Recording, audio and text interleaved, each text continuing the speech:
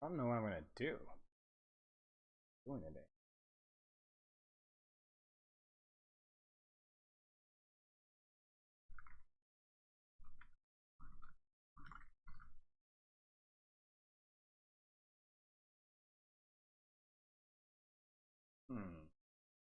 Ask-Spilo, Hammertime.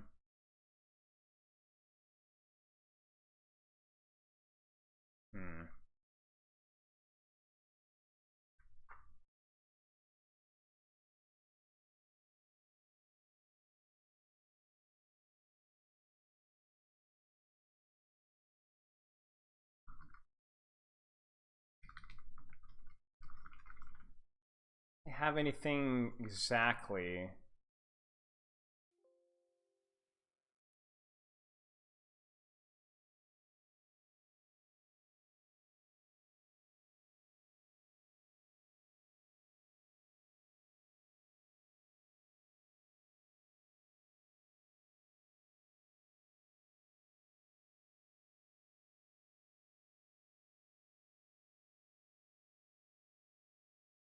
Maybe just play it by ear.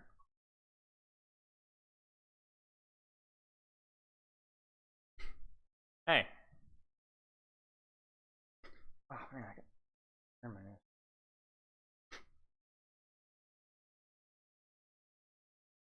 Out here.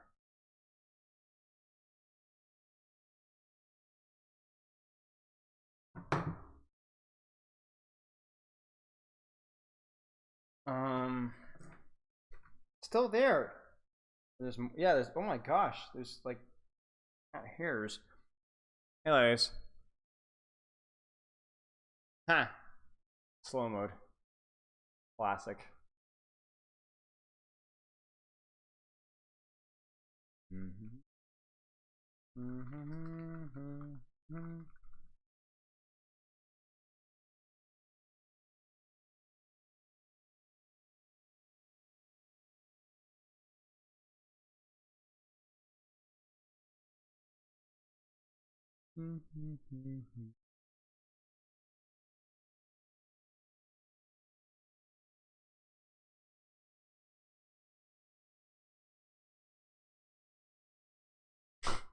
That's the fastest skull emoji react I've ever seen in my life. How is blood? Blood is good. Posture check, thank you.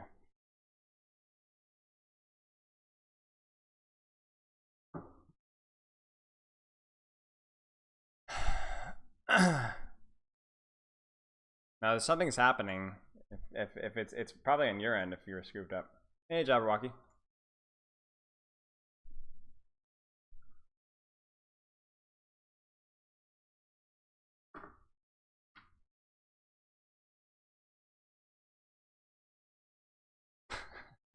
A slightly more Zoomer friendly meme that I found quite funny.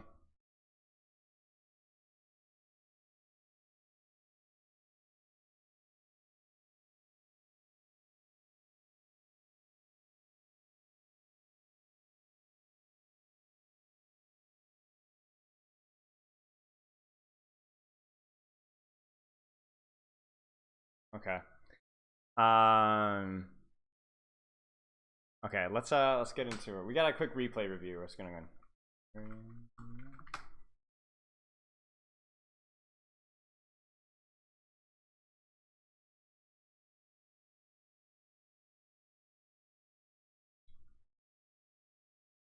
Alrighty. You're here. Hello. Hello, Shiki. What should I call you? Yashiki? Yashiki? Or am I butchering you? Cheers, man. I appreciate it. Yashi? Yashi. Alright, Yashi. Let's do Yashi. Where's Big Chungus-Spilo? Where is it? That would actually be funny. I will kiss you on the lips if somebody makes a Big Chungus-Spilo. Like an overlay of Big Chungus-Spilo, you know? With like my face over it. That would be I feel like that would be amusing.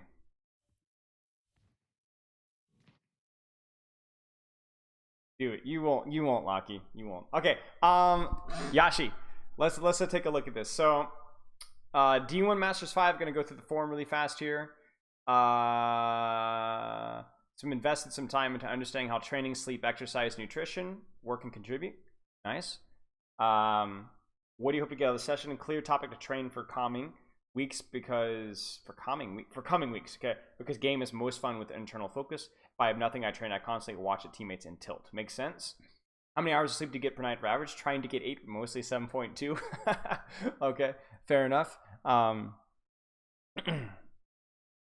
Arashi's cousin. Yes.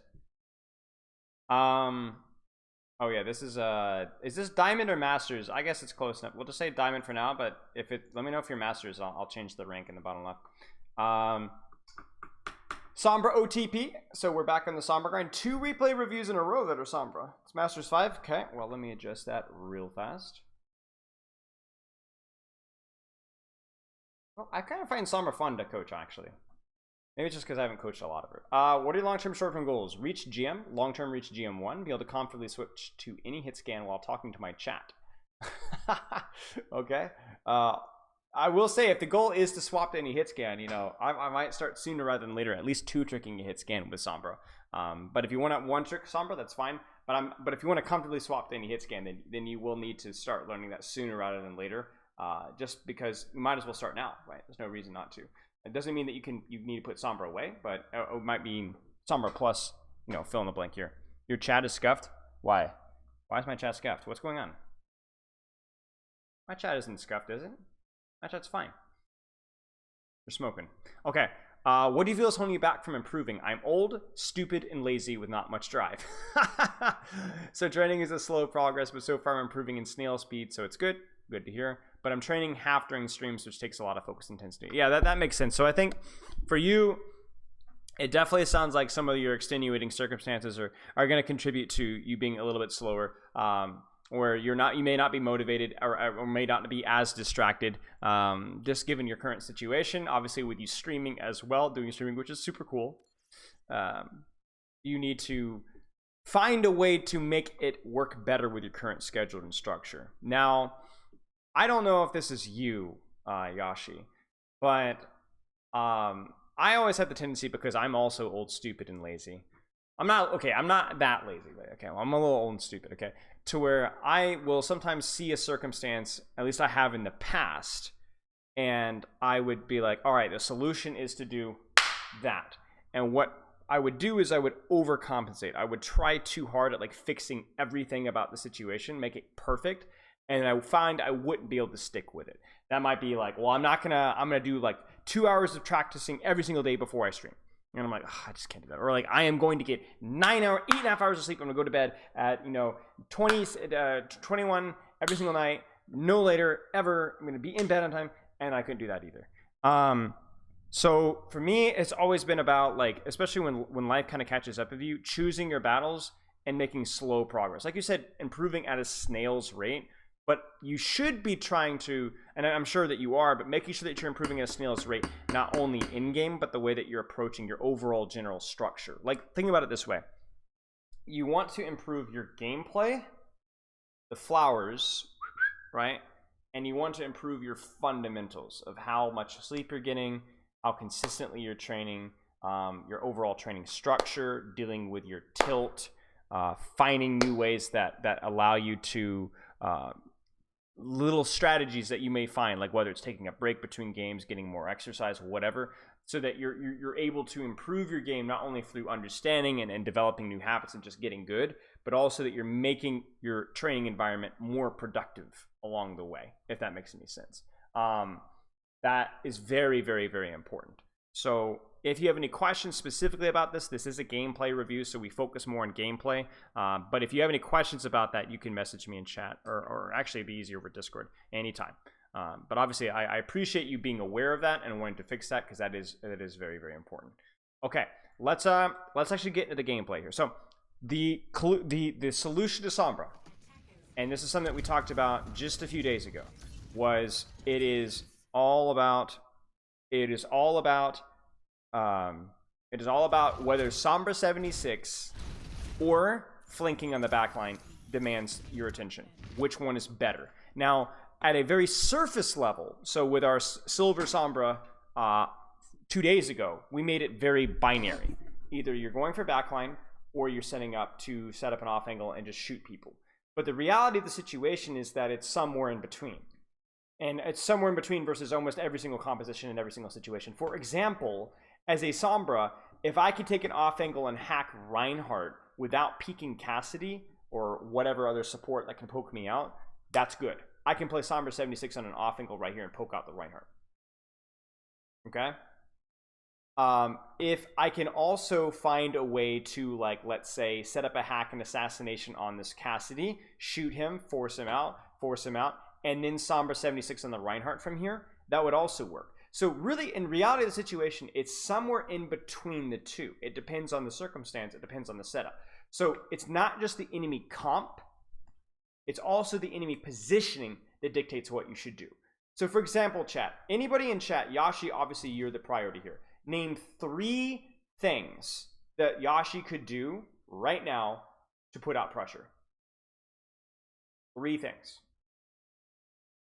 Not immediately right now, but in the next like 3, 4, 5 seconds. 3 different options. Harass Lifeweaver. Yes, stage on the back line, go for assassination Sombra on the Lifeweaver to force Mercy Pocket and distract Lifeweaver. That's one. Type slurs in team chat. That would also work, yes. Hack Ryan, right? So where would you hack Ryan? Now I'm gonna cheat and I might give you the answer, but you would, oh my gosh, genuine. Holy crap, 20 gifted subs. Holy smackerel. Eden Bite, Wacky, Revan, Boom Bites, Quinson, Klashib, the Sax Machine, Ninwai, Carter, Bum Bum, Nico, Fantasy, Pingui, Swiss Cheese on the floor, Eve the Healer, 8 Slinkers, Kane Low, Dirtmaster, Nagelwide, Sneggle. Holy crap, dude. I appreciate it.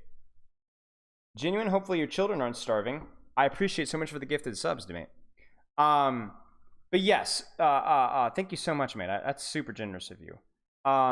But yes, taking an off angle here and playing kind of Sombra 76 here, like where you're kind of doing a little bit of both, but you're hacking the Ryan outside of LOS of the Cassie that can shoot you out. That's the other thing that you could do, right? Hack Ryan and shoot the off angle. What's the third thing? Come up with a third thing, guys.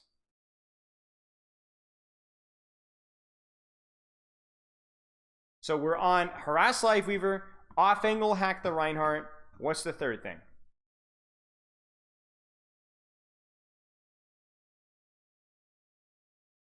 Force out Cassidy. Yeah, you could sit here with your support and like on a corner and try to force out the Cassidy. Maybe hack the Cassidy from an angle and then duck behind cover to try and dodge the mag grenade, right? Forcing out the Cassidy, right? Now you'd have to be smart with it, but it'd be logical to try it if you're doing it well. So there's like 3 options here that we can do. And which one do you guys think makes the most sense given the positioning of the battlefield and given the positioning of the setup of what they're doing? Hack Mercy, you could. Yeah, that wouldn't be the worst thing in the world. Yeah. Yeah, I would agree. Probably Ryan or Kaz. I think the Lifeweaver is a great play, but he's too far away right now. We're not there yet. It would take too long. I would say probably Reinhardt. Now, hear me out. Because what does hacking the Reinhardt allow me to do? Clear him out, put more pressure on him, force him out, force him to back up. And then what do? I hack the mini, stage, and then now I'm staged on the Lifeweaver. Do you see how it's like a 2-step process where I go for a play on the way, force them out, then move on to the guy that I actually want to kill? It's like selling a little methamphetamine while you're going on the way to visit your parents living up north. Kill 2 birds with 1 stone. You know what I'm saying? Conclude a hitman job on the way while you're driving to the Alaska. So like basically you're killing 2 birds with 1 stone. You could set up on the Lifeweaver, but he's a little far right now. You could just force the Reinhardt out, back out, then go for the Lifeweaver afterwards. You know what I'm saying? So yeah, I think that's probably our best bet here. Now let's actually see what happens. We go for the Cassidy, force him out. Now be careful. Be careful. The mistake here is the mistake that you actually don't even get punished for. Because you go for the Cassidy, shoot, hack duration is expired. He's got mini. Wait, did you see him use grenade? Maybe you saw him use grenade. You didn't. I don't think so. Did you? I mean, I barely, maybe you did. Maybe you did. Okay.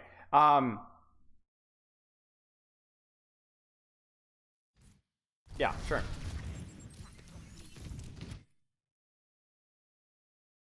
You see? So maybe you did see grenade. But either way, I think that this was really scary if he has grenade, I think. But regardless, okay, let's just assume that you had the grenade. Now, chat, what should we do now? What should we do now? Mission success. Cassidy is out. Now, what does that mean for Sombra? You guys tell me. Where should we go next? Do you notice that we're talking about target priority that creates and clears space? Where do we go? Yeah, rotate right. Right. So rotate right. You can off angle in Sombra 76 the Reinhardt. Or now you can just easily hack Mega, stage here, and then go for the Lifeweaver or backline from the high ground. Exactly. Do you guys kind of say, like, this is more advanced from what we're doing with the Silver Sombra. Now it's a higher understanding of where you're like sequentially clearing space. So you need to move on from one point to the next point, one point to the next point. So here, once we cleared out Cassidy, immediately, I mean, to be honest with you, it's a little bit unlucky. I don't even think we had an opportunity to do it, so I'm not going to blame us too much. It's 2 damage boosted rockets in a row. But that's the idea anyway. That's the idea. We got smoked though.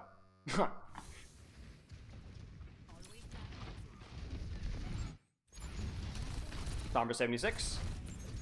Good. Good. A little bit of distraction. Re-stealth. Now you're staged. Forcing them back. Now, my only problem here is I would not be prioritizing the pharmacy. You have earned this angle. So from here, your priority, if anything, is to hack and shoot cast and then live back here. Hack and shoot cast, live back here. Hack and shoot cast, live back here. Or to find a way to wrap around onto the Lifeweaver. Yeah, it's too scary for you to be looking up. And if you look at this from this Cassidy's perspective, you see, it's like you go to hack him when he's already looking at you. That's not what you want to be doing. Because when he's already looking at you, you already have a 1-for-1 advantage, right? You're trading 1 for 1. And if you start to hack here, who has the advantage right now in this 1v1? Cassidy does, obviously, right? Grenade, shot, anything here. It's clearly Cassidy.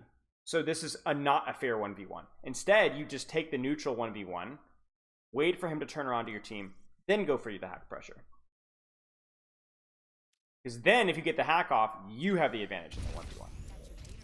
So you're not playing to your advantages there. And I will say that also at this point in time, I would strongly have considered resetting up your translocator and backline once you've gotten through.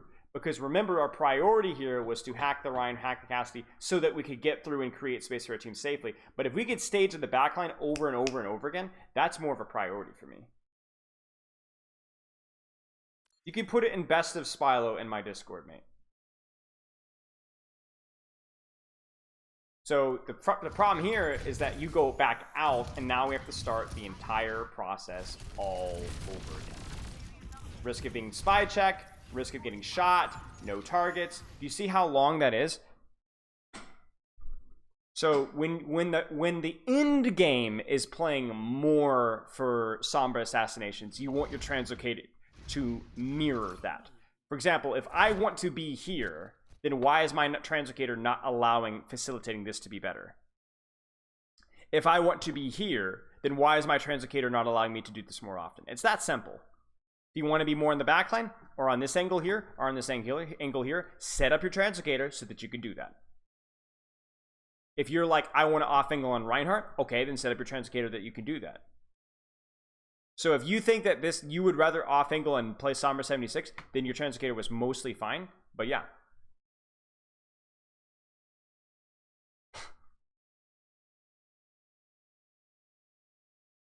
It's somehow worse than I thought it would be. Oh, no.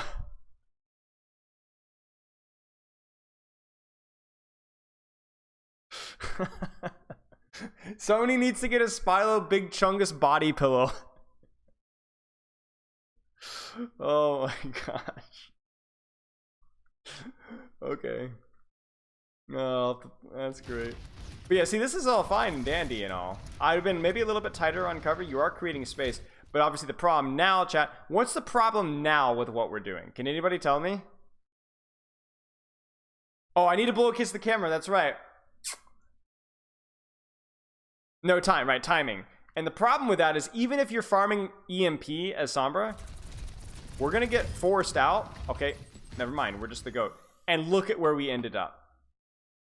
Ah! Krusty the Clown! You know, we've started all the way back inside of our own backline again. So now our next cycle, we cheated on our timing because maybe we wanted to farm some EMP or whatever. But now we're all the way out of the fight. And by the time we're actually here again, we're already on the back foot again. Will I be doing an analysis on the World Cup matches? Maybe. I might do. Maybe I'll do some of that today. Maybe you guys can pick a match for me. But yeah, this is no bueno. And in addition to that, even when we do get to the back line, we don't make the Life Weaver turn around. That, guys, you have a flanker with legs, make them turn around. Make the Life Weaver turn around. Make them turn the camera to start shooting you. That gives you at least a quarter half of a second of an advantage. Yeah. Alright, so translocator placement is not facilitating the targets that we're trying to go for. That's number one. Number two, you're not taking advantage duels when you have an advantage. For example, you took the Cassidy hack when he was looking directly at you, and you took even a Life Weaver hack when he was looking right at you, right? Yeah. And by the way, guys, remember the Life Weaver buff too. This guy hurts like a mother in close range. And the no fall off, the no spread in his first 20 bullets also is pretty relevant. Not really relevant in that particular duel, but just unrelated. You hack the pedal. I think we were going for the Pharah, but whatever. Risky. Be very careful about those. Only do this when there's no other, when that's the best and fastest way for you to set up the EMP. But yeah. No way. This guy isn't real. There's no way.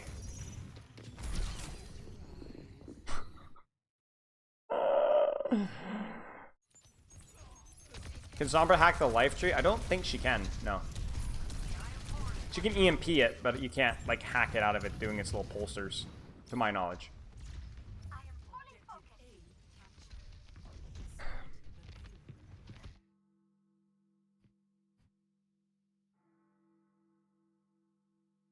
Ba-nun. Da-nun. Da-nun, da-nun, da-nun, da-nun, da-nun, da-nun, da-nun, da-nun, bonk. Again, like, I don't like... Okay, so not only does our translocator not necessarily make sense with what we're trying to do, also what we're trying to do sometimes doesn't make any sense. We talked about that with the way that we're engaging the Cassidy and the way that we're engaging Life Weaver. But that more had to do with the way that you were doing it. Yo, thanks for the sub, Conk. Yeah, we'll talk about Dante in a little bit, I think. I want to read his twit longer or whatever. I didn't get a chance to read it. Anyway. But this is the second time that we've gone for pharmacy directly in front of the enemy Life Weaver Cassidy. And you need to... This isn't it. This isn't it. This isn't it. Opportunity cost, right? Probably would have been better. Okay, chat. What should Yashi have done here? Where should Yashi have been staged?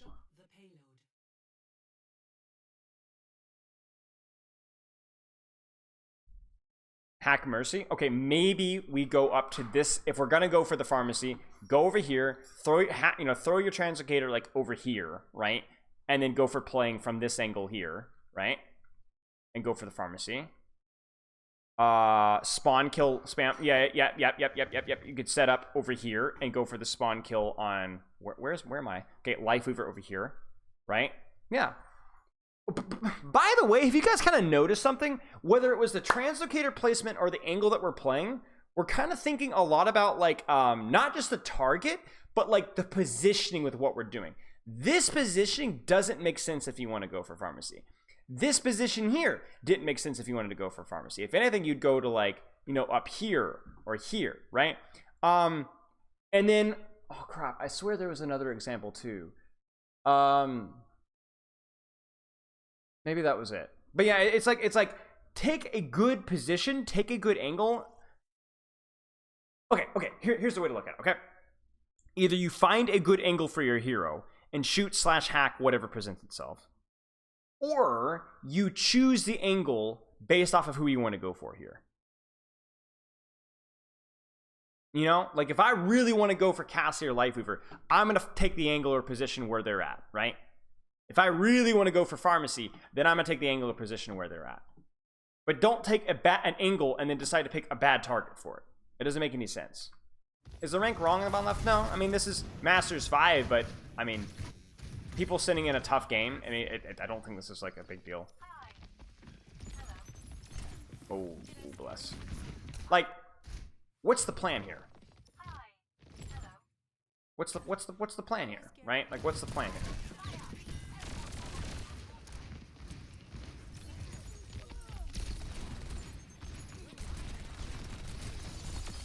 Okay. Nice. Oh, there's no plan because I was confused because there were so many. Yeah. If there's no plan, then take a quick second. You know what I'm saying? And don't panic and force yourself to do something. Think about it. You know, I mean, obviously you know that with the hero that you're playing, but really. Okay, now, chat. Here's a question. What does this translocator say to you guys? What does this translocator say to you guys? You tell me. What does this translocator imply?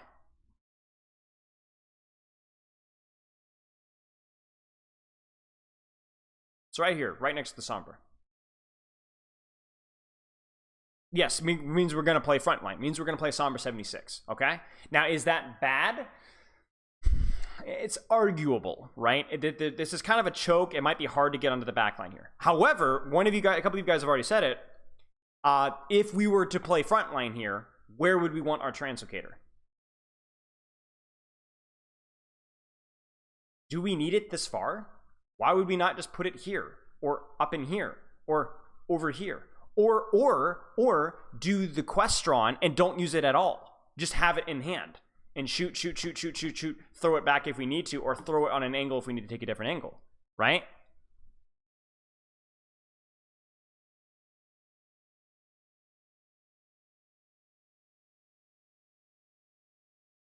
What allegations are you talking about? Aspire stuff? No, I'm not talking about Aspire stuff. It's already been handled. People are already talking about it. Enough people are already talking about it.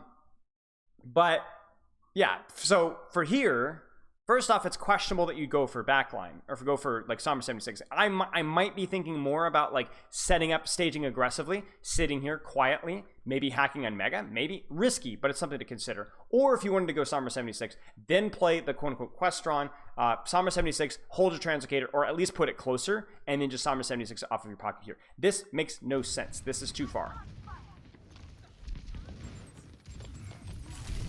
And there you go. Instantly. Minor thing as well with Sombra. Let your team shoot first. Office Valentine, thanks for the sub, mate. Is a boomer in a late 20s body? Not even in a late 20s body. Low 20s body. I'm rock hard. You're pretty cool and you get pretty cool advice. I appreciate it, mate. Hey, Barry. Engaging way too early. No, yes, again. Definitely too early here. The reason why you get cleared here is because you're the first one showing up. Bam, you're out. Right? So not only too far, but too early. Oh my days. You do basically nothingness. Hardest part is playing with a plan and not zoning out, going autopilot. Yeah, absolutely. And that's the thing. Like when you're talking about a person who's definitely struggling with that, you know, old, lazy, and you know, or shoot, old, stupid, and lazy. What was the term? Right? Then yeah, Sombra's gonna be a choice for sure. Your rock what now? What? Did I miss something?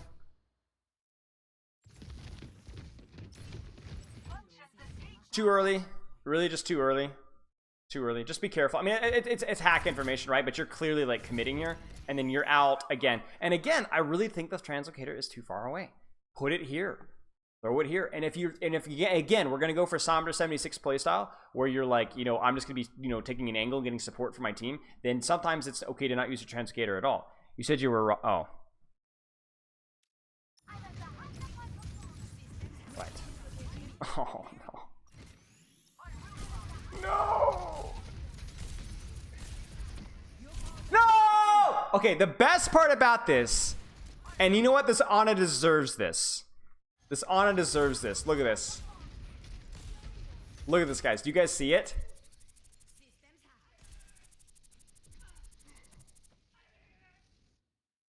She has confirmed nano boost on.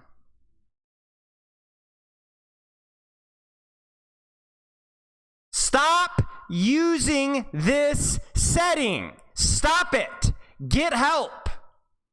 If you use confirm nano boost, I kindly encourage you to uninstall the game. Because every time anybody uses this setting, they go, you know what they do? It's like the I need something to push here. Right? They just mash it twice. All the confirm setting does, it means that you mash it twice because you're just skipping it, right? And then what's the point of even using it in the first place? It lets you nano around a corner for like half a second. Yes, technically there's a grace period. But how often do you think that actually matters? Even Overwatch League Anas don't use this. Very few Overwatch League Anas use this. It's just not good. It's just not good. Confirm nano half the time doesn't even people just double tap it. No, just don't. What is wrong with Sombra's legs? Did her calf just fold, or knee just like prolapse? Like, okay, anyway. Just don't miss the nano, right? Like, don't miss the nano. It's an extra input. You're powered up. Get in there. Sorry, guys. But yeah, there you go. Yeely, thank you for the sub. EMP's fine. Ah!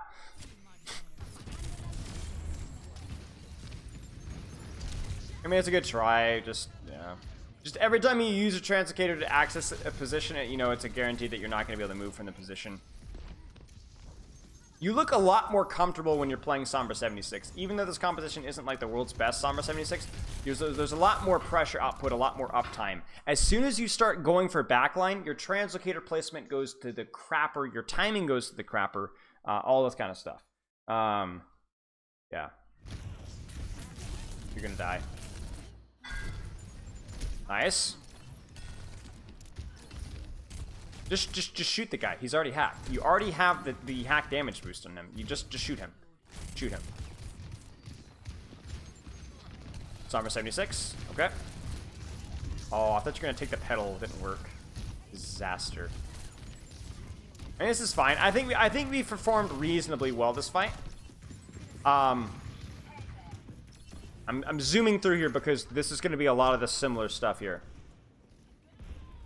Going in what is going in Spilo's Hall Lane? We already did the big chungus. The big chungus.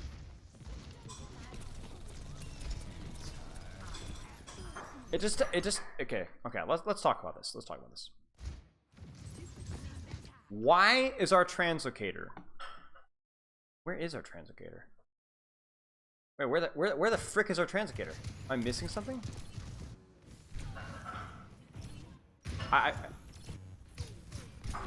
Mate! Oh, come on now.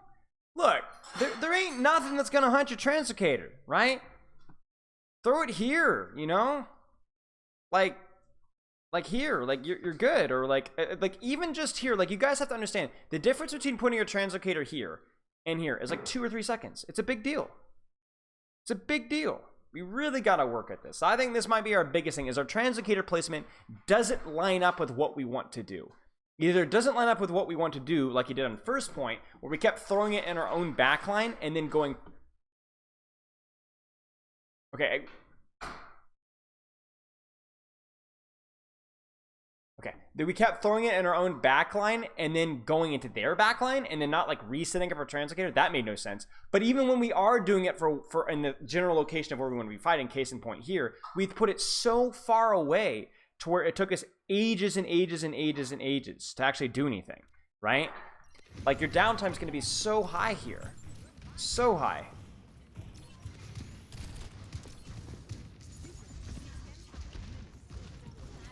And then if you're going to do this here, I really wouldn't be picking this without a hack, right? Just to make sure that you get the damage boost. Does that actually hack him? Oh, this is risky. Oh my days, that was risky. But at least your team was pushing at the same time. Your timing was very good there, so that was good. So there is a lot of things that are good with their Sombra and wrong with Sombra. The good is that we seem relatively comfortable with the hero, which makes sense that you're an OTP. Your mechanics are pretty good.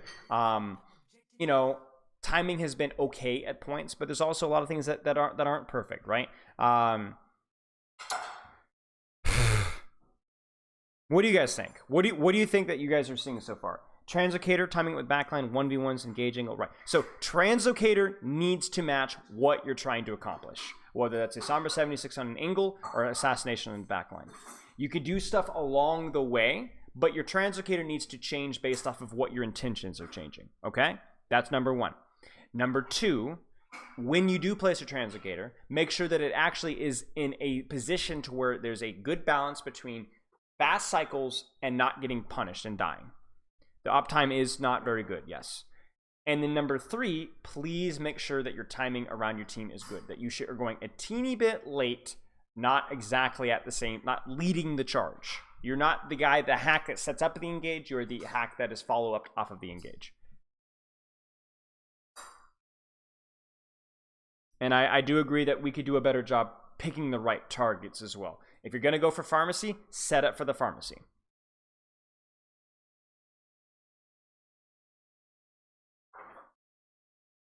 I would agree with that flower drop. I would agree with that flower drop. Yeah, so a lot of little things. A lot of little things. And this is the thing with Sombra. It's like even at a low masters level, the hero, there's so many nuances to this hero that there's a lot of mistakes. So it's not necessarily not a commentary on Yashi's gameplay, but just on how high the skill ceiling of this hero. Like for crying out loud, in Overwatch League, the gap between the best Sombra and everybody else is, and like even one of the mid Sombras in the league is monstrous, more than any other position in the league, any other hero in the league. The gap between top tier Sombra play and meh Sombra play is monstrous in the Overwatch League, more than any other hero. More than any other hero. What's the purpose of this hack here? What's the purpose? Is now a good time to hack and distract? Are you hacking for information for your team? If so, then why are you exposing yourself so easily to get cleared out? Yeah. So, are you going for assassination? If so, why now? There's nothing happening. You're going to get cleared instantly. Are you planning on playing from this side of the map? If so, then this Translocator is good. If not, it's not. Is Sombra 76 from this angle what makes the most sense for right now? Chat, name 3 things that this Sombra could do better than what we're doing right now. 3 things. Hotel. Off angle on the Ramatra on the Cassidy. Yes.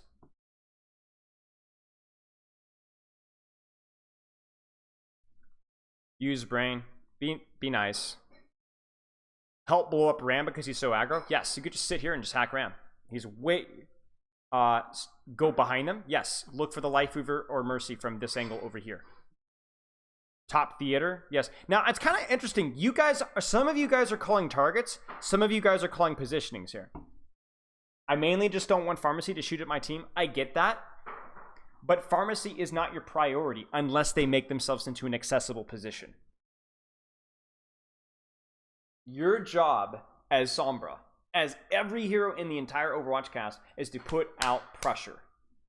Your job is not to counter the pharmacy. Your job is not to counter the wrecking ball. Your job is not to counter the Ramatra. Your job is not to hack and harass the Lifeweaver. It is all of that. And given in any circumstance, you need to use your brain to decide which one is going to put out the most pressure. If that pharmacy is feeding over here where you can hack her and punish her, do it. So the reason why I'm asking what should you be doing right now is because in every circumstance, the map, the positioning, everything changes what you should be doing.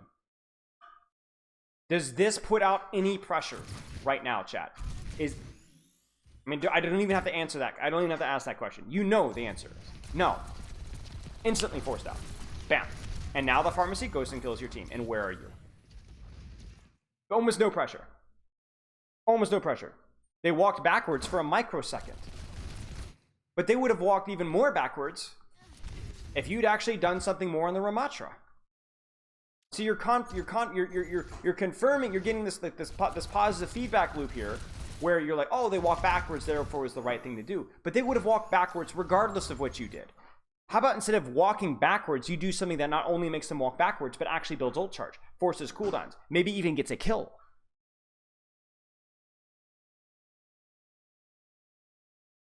They would have walked backwards on any of the three options that are going. Now, I want to backpedal just a little bit here.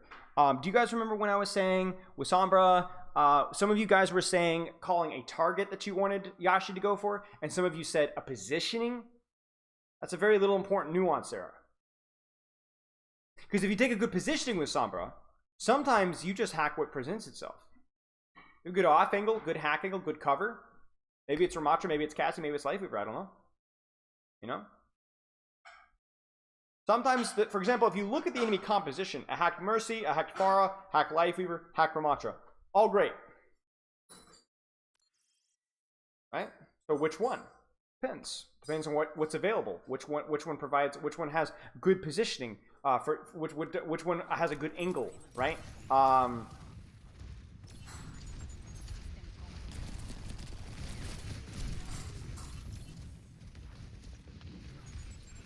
Like right here, a hacked Pharah made a little bit of sense. She walked into the angle that we were holding, and so then the hack that we had actually made sense.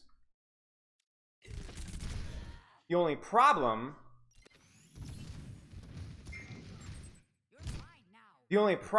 is that, well, first off, it's a great shot from the Pharah. As soon as she gets hacked, watch this, guys. This is actually really nice.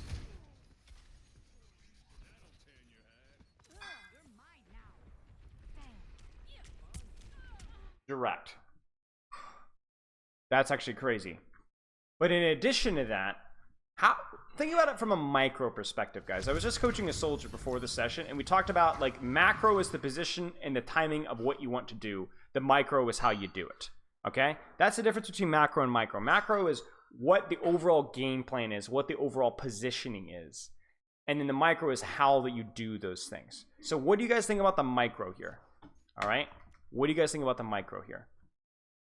First off, is this a good time for us to go?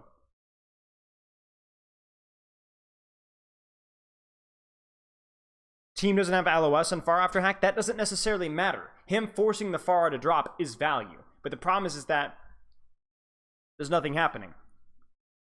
So timing here, actually from a macro perspective, was not good. Okay?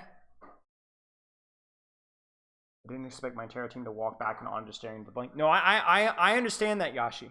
I understand that, Yashi. So let's see if you had time to react to that.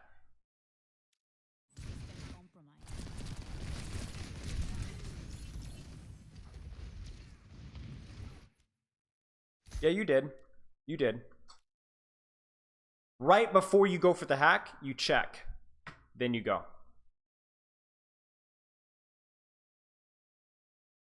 You didn't check. So the entire enemy team is able to focus you down because your Zarya got stuck. She got hindered. So she backs off. Tanking here, honestly. Yes. Tanking is in you are the person drawing attention for your team instead of following up off of attention, right? So the hack is good. In terms of micro, maybe would have hacked and ducked behind the cover, and I definitely would have translocated out here, right? A little bit too much ego here, which is really what kills you. But yes, timing, micro, and then just not translocating.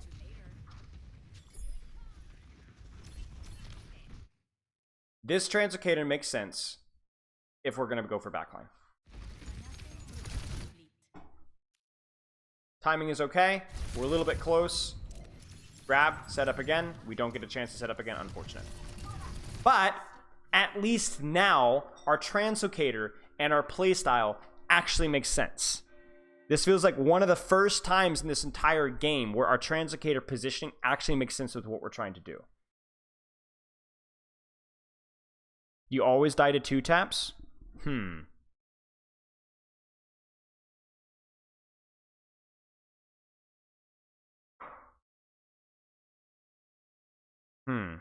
Maybe it's a reaction thing. Could also be...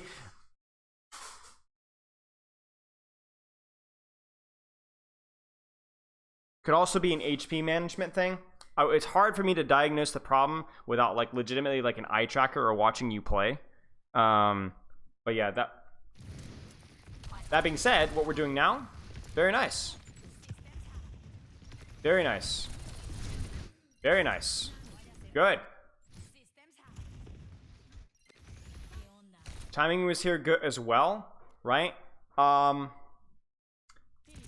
I think the only thing I would have said here is,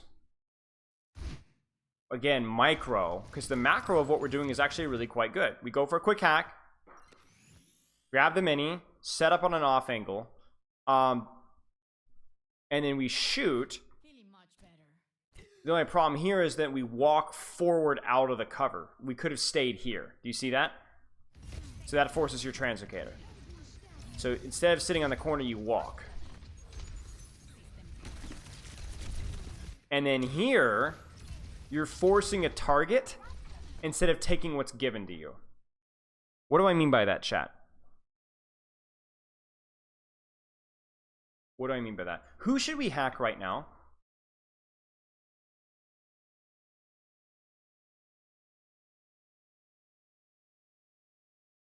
Pharah. Why? Why Pharah? Ram's the better hack target, for sure. But what's the problem with hacking Ram? Why can't we hack Ram? It's not pointless. It stops block. It chunks HP. It gives us a huge damage boost on a huge target. Very safe. Too far forward, right? It what? Yes, it did. I took a nasty hit to the head yesterday, so yeah. So we would love to hack Ram, but he's too far away. He doesn't. We can't hack Ram with our current positioning, so we don't. Instead, we take what's available, which is the Pharah. So if you wanted to hack Ram, you would go take the exact same off angle here and hack Ram from here.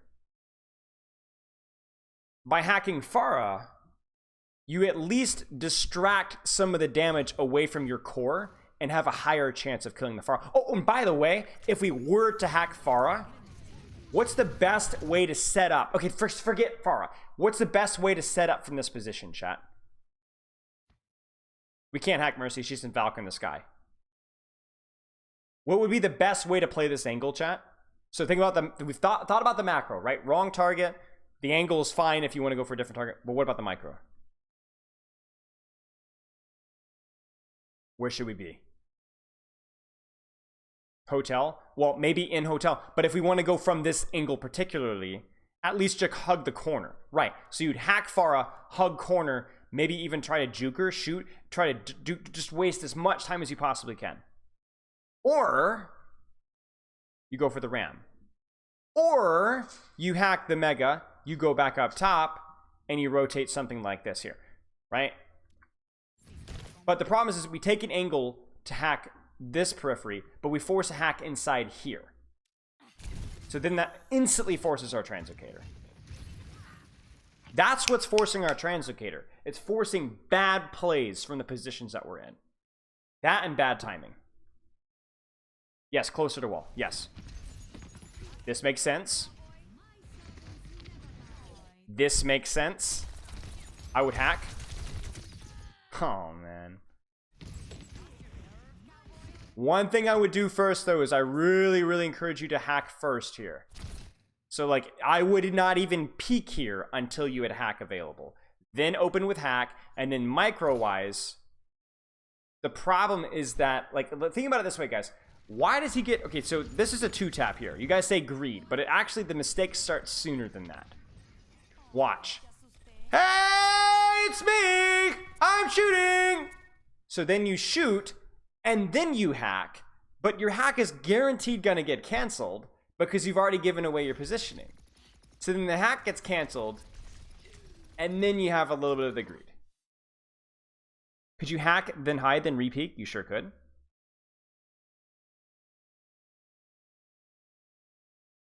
Why bother with hack there?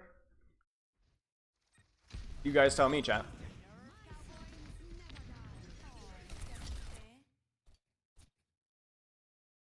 Why do you hack here? 2 reasons. Yep, damage and no block. Right. You hack here, cancels block, and like 30% more damage boost for you.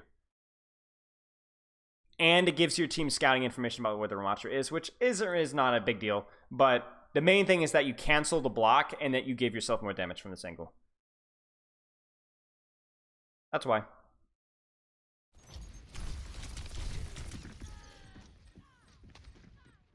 I mean, I'm not shooting the ram here. He has a double pocket. I mean, sure. Sure. You could hack the Life Weaver too. That's fine. It doesn't really matter. We're going for general pressure here. Nothing's... I mean, if you think about it that way, really nothing's going to die here because everything's going to have double pocket, right? Life Weaver's going to get Mercy Beam and is going to have Dash and Pedal and is also going to be clearing you out as well. So, in hindsight, nothing's going to die, really. But at the very least, do more damage, do more pressure, force more cooldowns. And whether that's for Life Weaver or Ramattra, there's a lot of ways that we could do that. Let's watch one more fight. So those series of fights were good translocator placement for what we wanted to do. But the way we were doing it was poor. Not very good cover usage. Forcing hacks on targets from bad angles instead of just taking what was presented to us. Timing itself was fine, but also it was hard to mess up the timing there because it was just a long extended skirmish. Office Valentine. I don't think it matters as much. I would just pay more attention to your tank.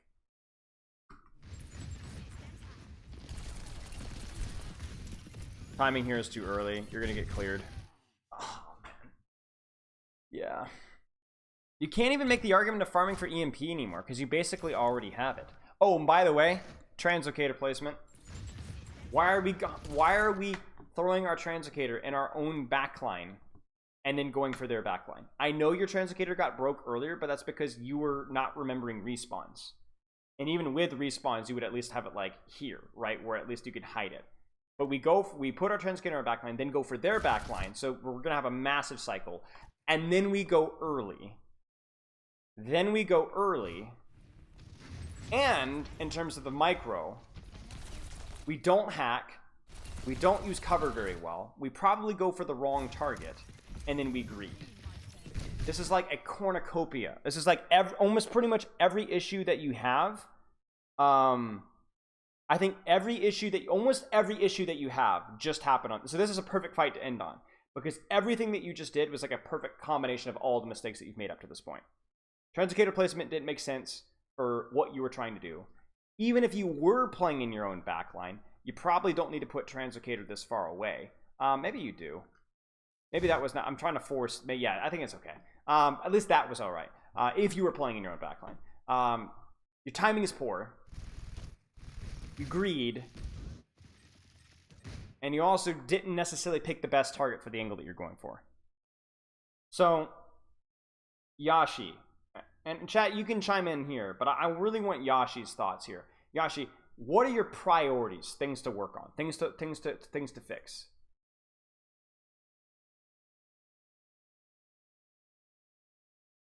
What skills do you need to practice besides the overall kind of keeping yourself more alert and more focused and that kind of a thing? And chat, you can give your feedback here. Number one is to work on TP. I would agree with that. I feel like the TP kind of goes hand in hand with what we want, because the TP was tied into knowing what we're trying to accomplish, which means that if we're thinking about our TP, we're thinking about what we're trying to do. And if we're thinking about what we're trying to do, our brain is at least theoretically more on.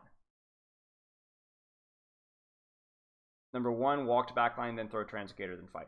For me, it's like, I'm not discouraging you from putting Translocator in your own team's backline. I think if you wanted to throw your TP here, then you need to play this off angle here. That works for me. Sombra could do both. She should be doing both. But it doesn't make sense when you have your TP here and then you go for their own backline. So what I would say is, like, find what are you trying, where are you going this fight? Are you going to go, what position are you looking to leverage? And then have your Translocator complement that.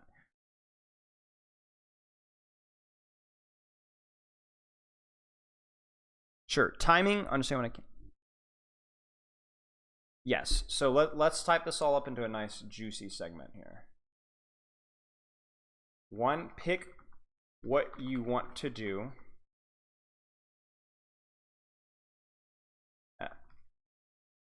Then 2, set up your Translocator. Let's actually go off angle, front line, back line, assassinate, etc. Set Translocator to complement that play. Then time that play with your team on a target that makes sense from the position you chose. There's your 3-step process. Pick what you want to do. Off angle, front line, back line, assassinate, whatever. Set your Translocator to complement that play. Then time that play with your team on a target that makes sense with the position that you choose.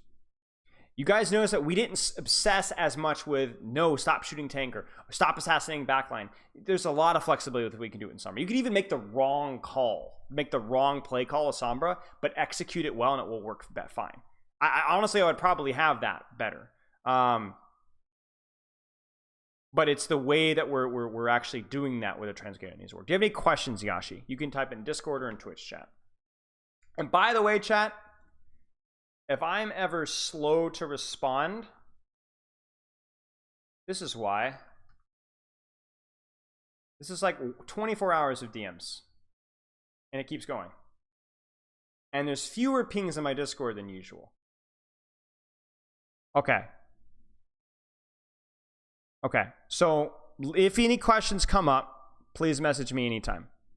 Keep me updated with what's going on. Because obviously, you know, we've given you a lot of information and a lot of things to think about. But obviously it's not all going to click, and it all doesn't need to click. In addition, Yashi, the most important thing is not even the gameplay details, but about like what's going to motivate you and keep you focused in the game. Because I can give you all the information and tips in the world. I know what you just did, Varashi. I know what you just did. I know what you just did. Here it comes. Mandatory extra Discord DM for stream emphasis. Yes, screw this guy. Hate this guy. Anyway, yes, it's going to be about what's going to allow you to actually practice this stuff, you know? Okay, I'm glad to hear this, Yashi. And remember, one thing at a time. Be patient. Yes. Yeah, you know, with the Discord notification DMs things, here's the thing. I'm not yet at a point to where I can't respond to messages yet. I might get there eventually. That would be kind of sad, honestly. Where I'm at right now is Monday, Wednesday, Friday. I usually sit down and respond to all the messages. There are some messages that I will respond sooner than that. I'll like do a quick skim to see if there's anything like really important, and I will respond to those generally sooner.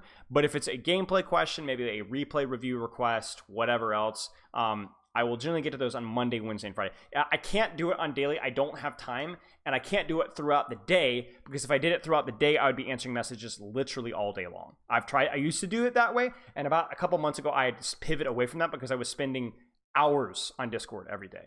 I was literally on Discord hours. So I had to be like, I had to be patient. You're very welcome, Yashi. Good luck with your practice, mate. It's just not very healthy for me to be like constantly answering messages all day. Like, not only is it like social media all day long is like, and as I say that, I get another message. It's not good for your brain to be on social media all day long. But also it's like it was very unproductive. I wouldn't say too popular. There's just a lot of gameplay questions, so I have to choose my battles. So I do it Monday, Wednesday, and Friday. I'll take it. It will take me about at least an hour, hour and a half to go through all these messages, especially because a lot of them are like gameplay, replay review stuff. And then from there, I will, it's about an hour and a half. That's like a lot of the work, actually. This is at least 5 or 6 hours a week just from answering messages, if not more. Yeah. Why did my haircut time jump from 1 hour to 24 minutes? Yes. Yeah. Okay. Let's do something. Okay. Do you guys want to watch a World Cup match? Because there's not one live right now. But I heard there was some pretty good ones. I feel like it's going to be one of the Denmark ones, no? Right? Like, was it Denmark and France? And then Denmark and Spain I heard was pretty good too. Nominate some. Denmark versus Spain. Denmark versus France. I would prefer not memes, unless they're super funny.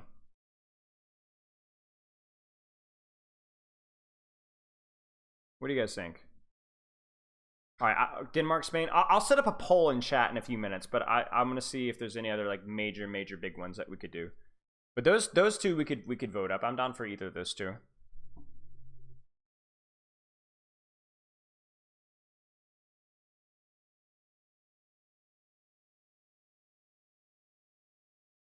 Any other major ones that are worth putting on the list for poll?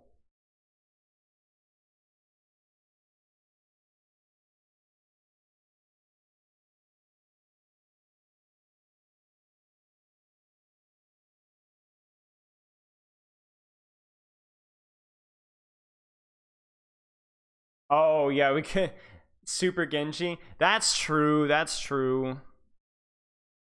I could do kind of that one might be kind of fun. What was it? America versus Puerto Rico? Was that it? I'm literally working with this team and I don't even know what match it was. Was it America Puerto Rico? Oh, it was versus Mexico? Okay, maybe we'll do okay, so here, okay, we'll set up a poll then. So 2 legitimately super competitive matches and then 1 meme match. Denmark versus Spain, the one that happened today, which was 3-map banger from what I hear. Denmark versus France, which was another 3-map banger. Or then USA versus Mexico, which is kind of a meme. We'll let it go for 2 minutes. Good luck.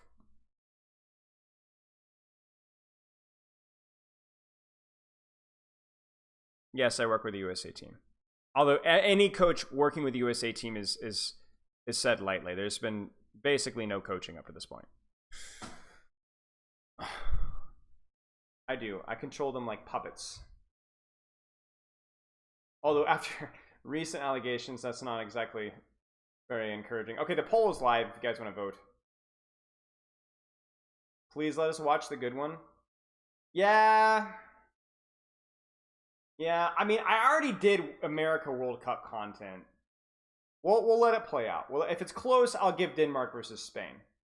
If it's close, we'll give Denmark versus Spain. I'll throw 5 votes my way towards it. You guys hear the news about J3? That was such a nice little thing there. I got to watch his video as well. Give me a lot of respect for the guy.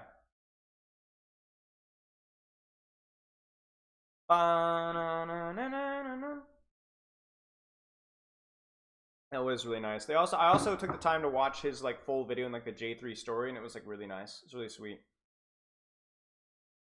I basically just paid for like his dad's debts. I'm not sure if they were medical from his mom passing away or what, but Just like the whole relationship with him and his brother and his father is just really nice. It's very genuine, which is nice. Can you link the vid? I don't know. Like, it's just on I just found on J3 Twitter. I don't even know if I follow J3, but it showed up in my feed here.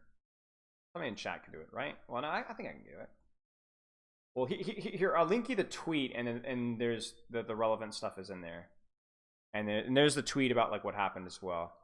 What's your takes on why Sweden is struggling in the World Cup? I say, yeah, no worries, mate. Okay, so to my understanding, it's a DPS that role swapped to support within the last 6 months or so, and so it's not as up to snuff. There's a slightly older dude who their support lineup is really weak. There's an older dude and a role swapper who they're just not quite that good. Lolsish is wash. Was a really solid tank, but didn't get the Overwatch League opportunity again. Moved on. And then Sparker and Kevster are playing on ping. That, from an outside perspective, is my opinion of it. I don't know how they're actually playing in the matches, which may or may not have an impact on that as well. Also, team play is like, how old are we talking here? I don't know. I honestly don't know. So maybe the guy's 22. Yeah, that's only what I've heard. I've not watched any of their matches, so I don't know if there's like any fundamental team play issues, and like I don't really know. There's so many World Cup matches. I've been super busy, but yeah. Okay. I need a good Spanish phrase. Are there any Spanish people in chat that give me like a good quality like Spanish battle cry for this match that we're about to watch? I need a quality Spanish. Yeah, you're no problem, mate. No, I'm not saying apagando las luces. That is not a good Spanish battle cry. Vamos! Am I ever too old to play Overwatch, though? No, you're not.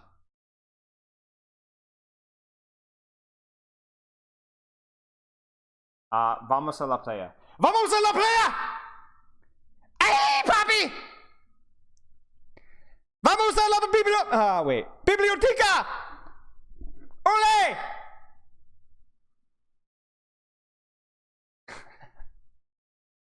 I love Latin languages.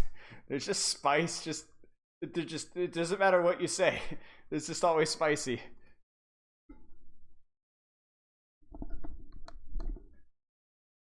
The library. Wait, yeah, Biblioteca is library, right? Because Bible book, yeah. Oh my gosh.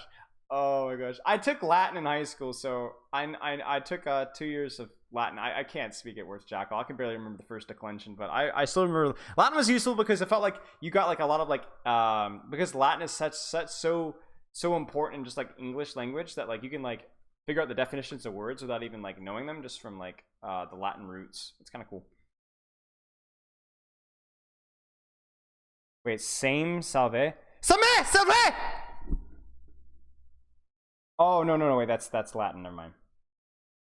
Tara, tere, teram, teres, teras, teres, teras, teres, teras, teras, teras, teras, teras, teras, teras, teras. Oh, jeez.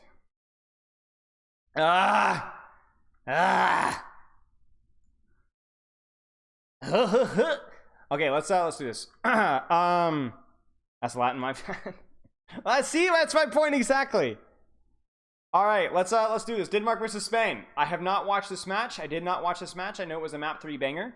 I was coaching during this match, but let's check it out. So, oh, did I mute this tab? Why is there no sound?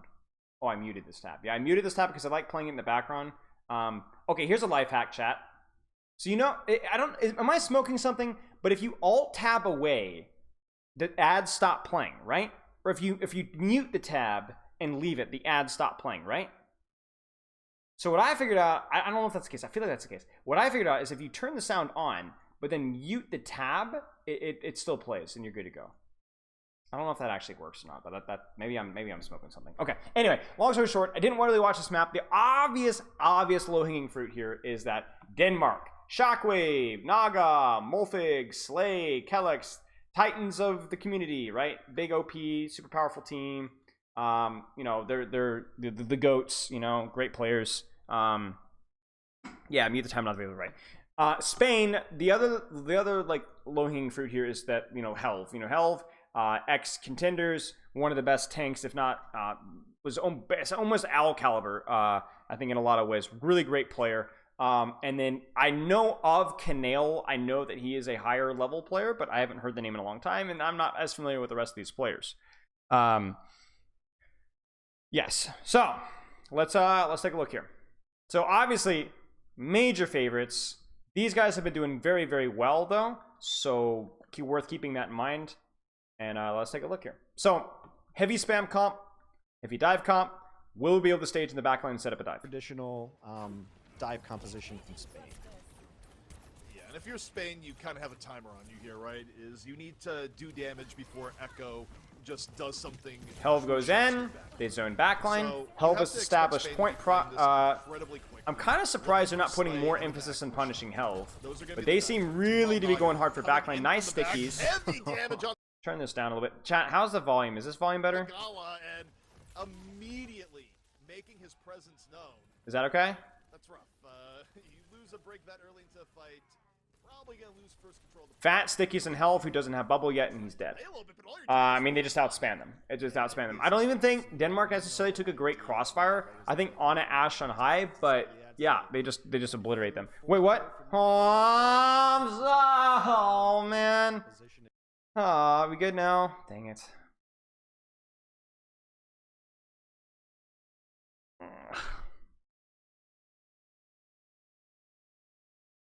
Deal with dive composition from Spain. All right, I just wanted to give you guys like a little bit of a warm up, you know. So they're gonna rotate the. Actually, where is Ana? Where is Ana? Is Ana hiding up top? Where the frick is Slay? So Shockwave rotates, but I don't know if Slay actually rotates. No, Slay doesn't rotate. So Slay's on top. Ash on floor, who then coach guns back up to top, I think. So you have to expect Spain to be playing this. Yeah, see, he coach gun backs up. He coach guns back up top. Blah, blah, blah. And the problem with the high ground control from this is that it's really hard for Sombra Tracer to stage when you have everybody just standing on top. Naga on the flank. Immediately making his presence known. That's rough. Yeah, I mean, even an Owl, like with like this is Mercy Echo we've seen before on this point. This Owl season. I think it was Florida who played it. I had absolutely no idea that Naga was there dropping down over the top. It's a sticky. That's a. So for Spain, really, point is just going to be too inhospitable. Like, there's no way that you're going to be able to even force. Maybe if they had like a diva, they could force point. But the Winston, they have to stage a dive. So what I want to see from Spain is maybe put a little bit of point pressure with like a tracer, and then try to rotate your Winston Sombra on a break to stage a dive this direction.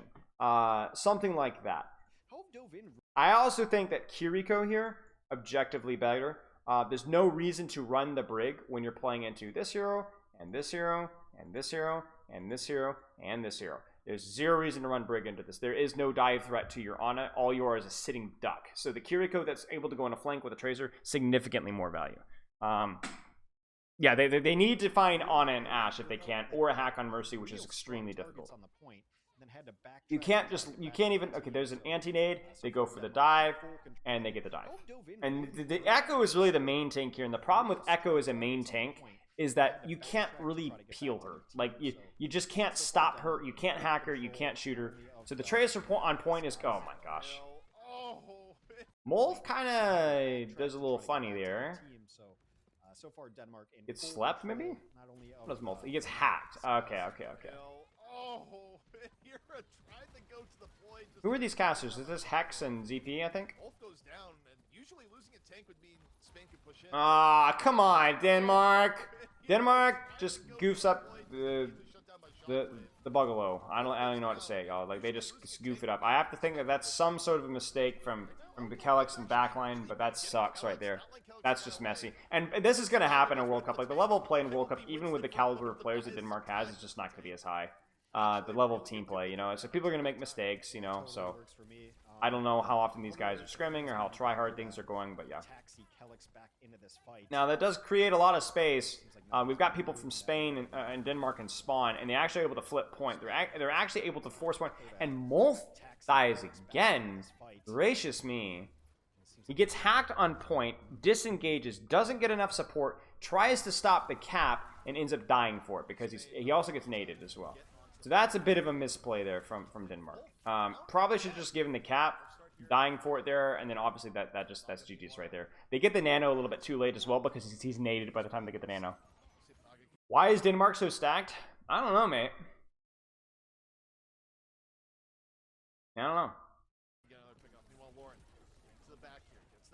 Denmark does have a very tight-knit community in the Overwatch community, so that might have to do something with it, where like some of these players are stuck around longer than other professional players just because of the nature of their like their relationship with each other. I don't really know. There's the nano on the monkey. They get it quick. They hack the Echo. And notice, by the way, they hack the Echo and actually go for a different target. That forces the Mercy pocket onto the Echo, which then exposes the Ashe to being dove. It is a bit of an early dive, but I mean, it keeps them on the back foot. It is what it is. All right, so now EMP Primal. Denmark is have to be really scared now because like, ooh, there it is. Bam, nice dive. The problem here is that they've used Valk, but they don't really have a way to peel it off. Where's the nano going? Nano goes onto the Diva, or the Echo, it looks like. And then Spain uses that opportunity. They counter with Rally onto, I think, the Nano Echo. Yes, and they hit the Sleep Dart. Does it they hit the Sleep Dart? While they coincide with a dive from the other side. Yes, they hit the Sleep Dart. They hit the Sleep Dart. So it's a nice dive. It's the weakness of Denmark's composition. I probably, if I were Denmark here, I would have preferred to open this up with a Bob on point first. Because what the Bob on point does... Okay, you guys tell me. What does the Bob on point do for Denmark? You guys tell me. Think about it. This is actually really important. So they want to engage with Nano Echo. Maybe that's not a priority right now. Especially when you got EMP and Primal to worry about. Point pressure. Okay, so what does point pressure do? You tell me.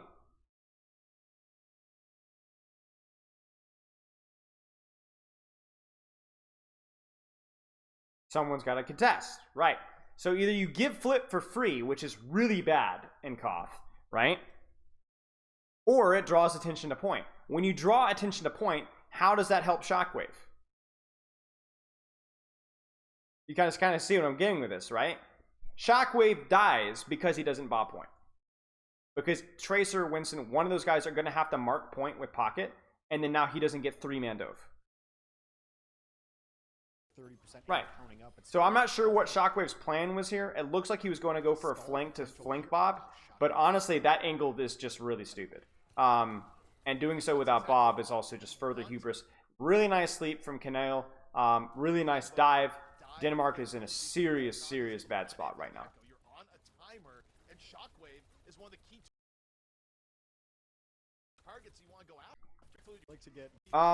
You don't need a Bob point from the position he was at, though.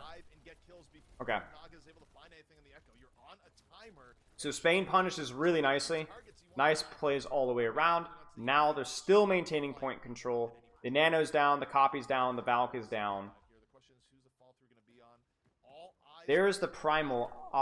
It looks like a dive onto Slay. He gets slept and bubbled. Nice play by Slay.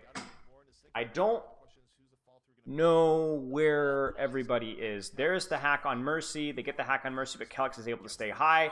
There's the Primal. They catch Slay. I think he Primal Slay off of high. Yeah, I mean, there's not a lot Slay can do. You know, like Slay is like getting no peel because of the nature of the composition that Denmark is running. There's the Bob and point.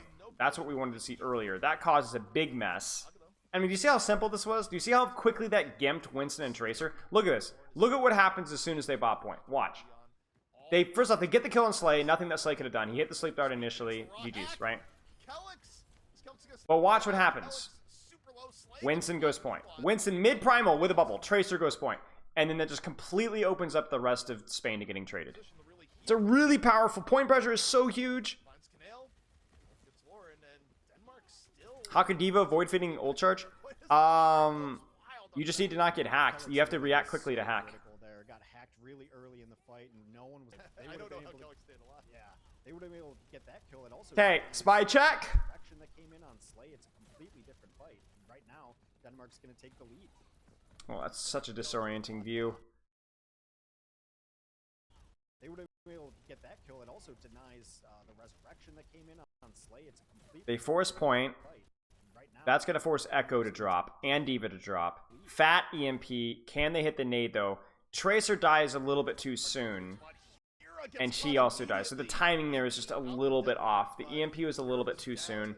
The Tracer pressure was a little bit too soon. And they really get punished for that timing. So poor timing from Spain there. The play itself was okay, but poor timing.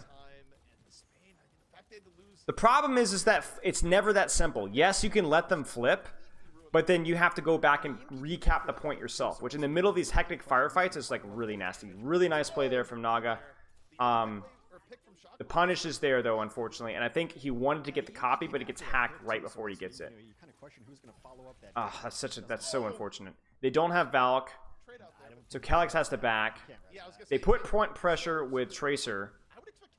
Tracer, Diva marks, they force the recall early. Molf gets hacked, but he's able to dodge most of the damage. There's the bubble early. They're going to try and force Sombra. They do force Sombra out. Calyx dies to Pulse Bomb. Where is Calyx? I don't even know where Calyx is. Maybe he's getting... I don't know where Calyx is. Maybe he's on point trying to pocket. But that's a huge play from Spain. 100% let this go. Molf is going to have to reset, and it's going to be a final fight. Oh, health? Is looking pretty solid. What happens to health here? He gets slapped. Oh. Slay's such a champion. Slay King. Last fight. We should just push on the Ash. Yeah, I was gonna say, just push on the Ash. One kill is a kill here. Shockwave, my man. What is he doing? This is like Denmark hubris right here. Like, look at this. Look at this. What is he doing? What is Blood doing? What is little bro doing? What is he doing? Oh, I swear. Denmark just doesn't care. Ah, no way. Take Shockwave. I don't know what Shockwave is still doing there. Yeah, Shockwave should have been out of there earlier. That was such a troll. I also, at this point, I feel like, I don't know, they could nano Molf, but they also might just throw it on the Naga. The nano went. I'm not gonna touch. Wait, they do touch. These sleeps are huge. Oh my gosh, Naga doesn't get copy off again. 2 in a row. Naga's not able to get copy off in time. It's huge hack and sleep dart here. I guess the hack the first time. There's a nano on a Winston. Molf's gonna get the mech. They get the resurrect. Will Naga get the copy? They get the kill on Baby. Woo! Come on! Yes, he gets a copy on a Brig, but they immediately melt him. Or they... Oh, my... Oh, health! Anything to go their way. I think Shockwave, did he just get knocked off? He's knocked to the other side as Helm goes, I'm still chasing this. There's the Bob. No way. Naga gets a kill onto... Wait, does he whip him off the map? I think he whips Brig off the... No, he doesn't whip him off the map. He just kills him. Okay. I was confused there for a second. The rally's there. The EMP's there. GG's. That's it. Denmark just kind of trolled the lobby a little bit with some of the team play and the way that they were taking fights. Shockwave really goofed, like screwed the pooch there just a little bit. I'm not gonna lie. Obviously Naga getting absolutely smoked twice in a row was a big deal as well, forcing Valk res, losing like just a lot of like, and even like the one fight where Molf dies and then was it Calyx died as well? Yeah, Calyx died as well. Just like throwing one fights into the bag. That being said, some nice dives from Spain. A couple of huge pulse bombs. Yeah, all right. And yeah, Canale also really when the not even crazy plays necessarily. Outside of that one sleep on the Nano Echo, which we didn't see, but just doing the good things, right? Like, okay. Brawl comp matchup here. I actually kind of like Spain's comp here. I do know that but I think it's good. Like, you can control the sightlines with the Widowmaker, and what we'll probably see is the Widowmaker is going to rotate to the back left high ground over here. You guys know what I'm talking about, right? And then just off-angle this position here, which gives you nice control on point. Widow's a bit of a hack in the Brawl. If you can take a good sightline, there's no one to dive her. She's pretty darn good. Helv, good Reinhardt. Molf, I'm sure, is a good Ram. Let's see what happens. On the Widow. The Widow versus Ash is going to be an interesting matchup here, but they might not even end up seeing each other because they're both going to be in this spot on the map. Like, you can see the latent pressure for just holding this position is so high. I'm surprised he even dropped here. Still has to find the head. Something elusive for Hira here thus far. Denmark Maybe he rotates right. Yeah, so Denmark rotates far left, which means that puts them in a choke, which gives Denmark the worst walls. I'm just surprised how they're losing this here. So, really, once you choke them out here, Spain doesn't really need to do anything cute here. I mean, obviously, he wishes he had grapple to go to the back right now, I think. But, right, I mean, Helv is a freaking good Reinhardt, y'all. Helv, I haven't seen Helv play Ryan in a while, but Helv was easily Al level in Ryan back in the day. Backbone and support, probably a confidence thing. Cronus, who's their other support player, was historically a main support player. So yeah. Barely. But you look at the poke battle right now, Denmark's been in trouble. Shockwave though, finds Gala. It's a good way to stay inside, has an opportunity for the May. Still has to find the head. So Hyra goofs up grapple there, needs to rotate to the opposite side. And then they get a huge advantage. They push into the lamp, but somehow Gala gets dynamited and gets smoked by Kellex. So that's a bit of unfortunate. They do get the kill on Ram. It just feels a little bit like Spain forces it too far. You know what I'm saying? Nice shot, but too far, too forced. You know what I'm saying? You have the advantage. You don't need to. You make Denmark come out to you, if that makes any sense. You control the choke here. By walking through, you give up the choke, and that ends up costing them a lot of HP. Shockwave goes Sombra because Widow's being a problem. Not only towards the end there, like trying to get into the bottom corner of the point, and it's just really difficult to do against a May. Like it's just not going to have the impact that you want. I don't think Sombra's going to be like that easy versus Widow because it is kind of hard to stage on her a little bit. Instead of the so like right there, she's on high. She just has an angle, and like it's really hard for Sombra to be able to do anything. Yeah, I think it's reasonable, especially where like. Yeah, no, I think Hyra did fine. The window is really good. The rotation through here is awkward. I'm kind of surprised they didn't just brute force here with the Widow off angle over here. I feel like that would have made a lot more sense.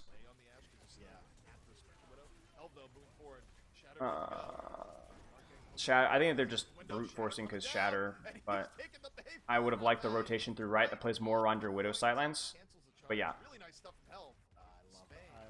love Helv's Reinhardt. Yeah, it was fine. There's a downside here though is that okay. Spain lost control. I think there's one reason why like no one ever. So Spain is gonna have the Blizzard now on the defensive side of things, which should buy them enough time. The big question is BAP window or BAP window. What am I saying? Ram shield. No nerfs, no buffs, whatever. Reinhardt's great. So Spain is gonna have Blizzard advantage is monstrous here. Side of things, which should buy them enough time. The big question is like Reinhardt should be kind of beaten by. Hyra's on the floor. Should just walk right through everything. Start. Hard brawl. Beat in response and Blizzard in response, and both are poor. That was ugly as sin. So Hyra's angle not good. Hyra's angle not good. Hyra peaks here, but really Hyra needs to start this position with the bat babysit on this high ground here to off angle crossfire from here, which means that basically she's putting out zero pressure for this entire rotation. Okay? In addition to that, there's just no pressure here at all. Like the blitz, so there's a ramp, there's no vet pressure whatsoever. They're all tunneled up in a small little room here. There's no pressure whatsoever. They beat for tempo, but the beat doesn't really do much outside of a stabilization. Then they also throw out Blizzard, but Molf dodges both. Yo, my gosh, thanks. Oh my gosh. Managed to catch those meme shock scrims before the update? I didn't manage to catch those. Yo, 20 gifted subs? Thank you so much, mate. Brainar, Ice-T, Veritas, Bruh, Rimos, Simsidize, Hanny, Match, Rosa, Vutop, Alice, Gabriel, Soup, Semifreno, Frickin', Cablo, Lagosh, RFKY, Typhoon. Thank you so much for the gifted subs, mate. I appreciate it. Holy cow. I am eating well tonight, apparently.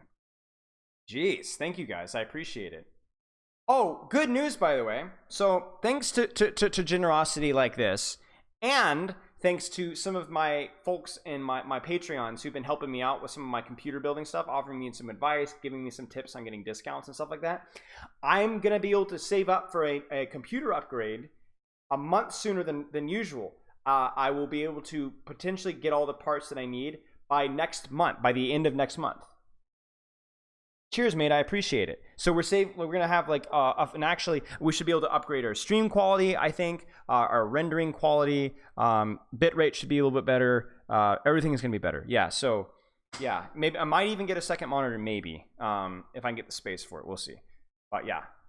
Yeah. Anyway, long story short, beat felt like it was not necessary, but also I feel like the passive advantage. Holy crap, guys.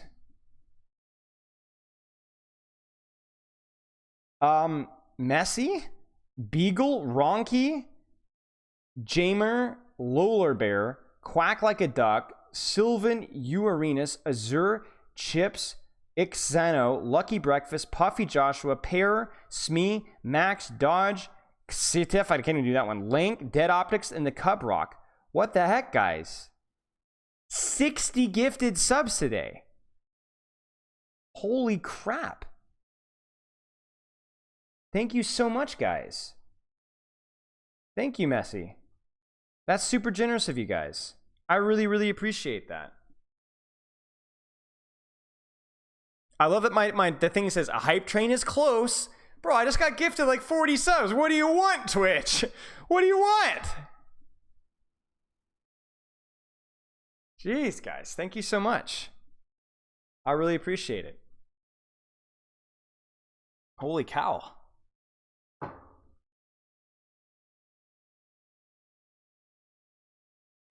Well, I guess trying to stay focused here. I don't know. No, the hype train, I feel like the hype train isn't even related to subs or gifted. I don't know how the hype train works.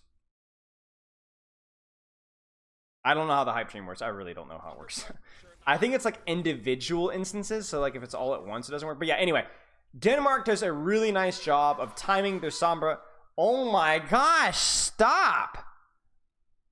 5 gifted subs from Varashi as well. Mellow Magic, Yucktown, Ispress, Forbesja, Fallen. Hype Train incoming. And where are we at? I don't even know what Hype Train is. Oh, there we go. Okay, so it didn't Hype Train and then just jumped up. Oh my gosh. And then Matt thinks he's super smug because he's going to gift 10 up. Thank you, Matt.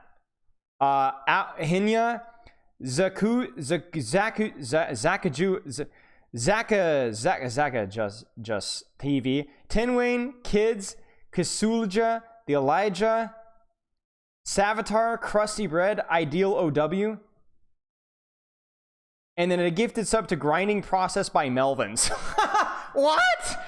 Oh my gosh. Thank you for the gifted sub, mate. I appreciate it. Classic Grinding Process by Melvins. That is a brilliant. That's a brilliant name. Level 9 hype train. I think that isn't that's level 10's the highest, right? I think it's the highest we've ever been before. That's crazy. Holy crap. Congrats, Melvin.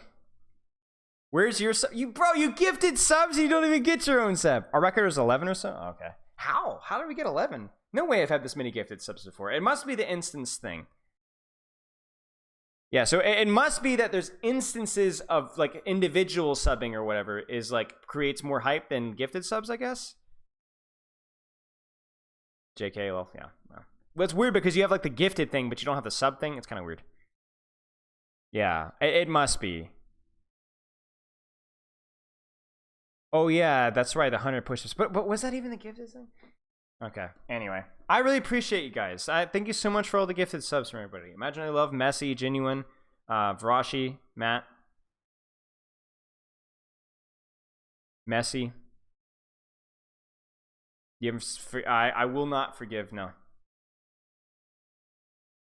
It's not a tier 8 sub. Listen, if I don't have a yacht in my backyard in the next 36 minutes, you guys are done. It's over. It's over. Okay. All right. So main thing here is the neutral from Denmark is better. They do a really good job forcing out ice block. Red Phoenix, thanks for the sub, man. I appreciate it. The E is good. They force ice block. The punch trade is good. They force him out of all the space. I don't see what the wall was like from Lauren. Shock was able to get a good hack onto Hyra. And then that's going to put them on the back foot. The beat is forced. The blizzard's forced. Denmark has the better neutral, and both ultimates kind of flop miserably. And there's a lot of attention onto the Ramatra as well from Spain, which is not great. The off-angle from Widow as well wasn't amazing. So Denmark just smokes them. Denmark just had everything was better from Denmark. The cooldown usage, the positioning, the timing, the ultimate usage, the neutral, everything was better.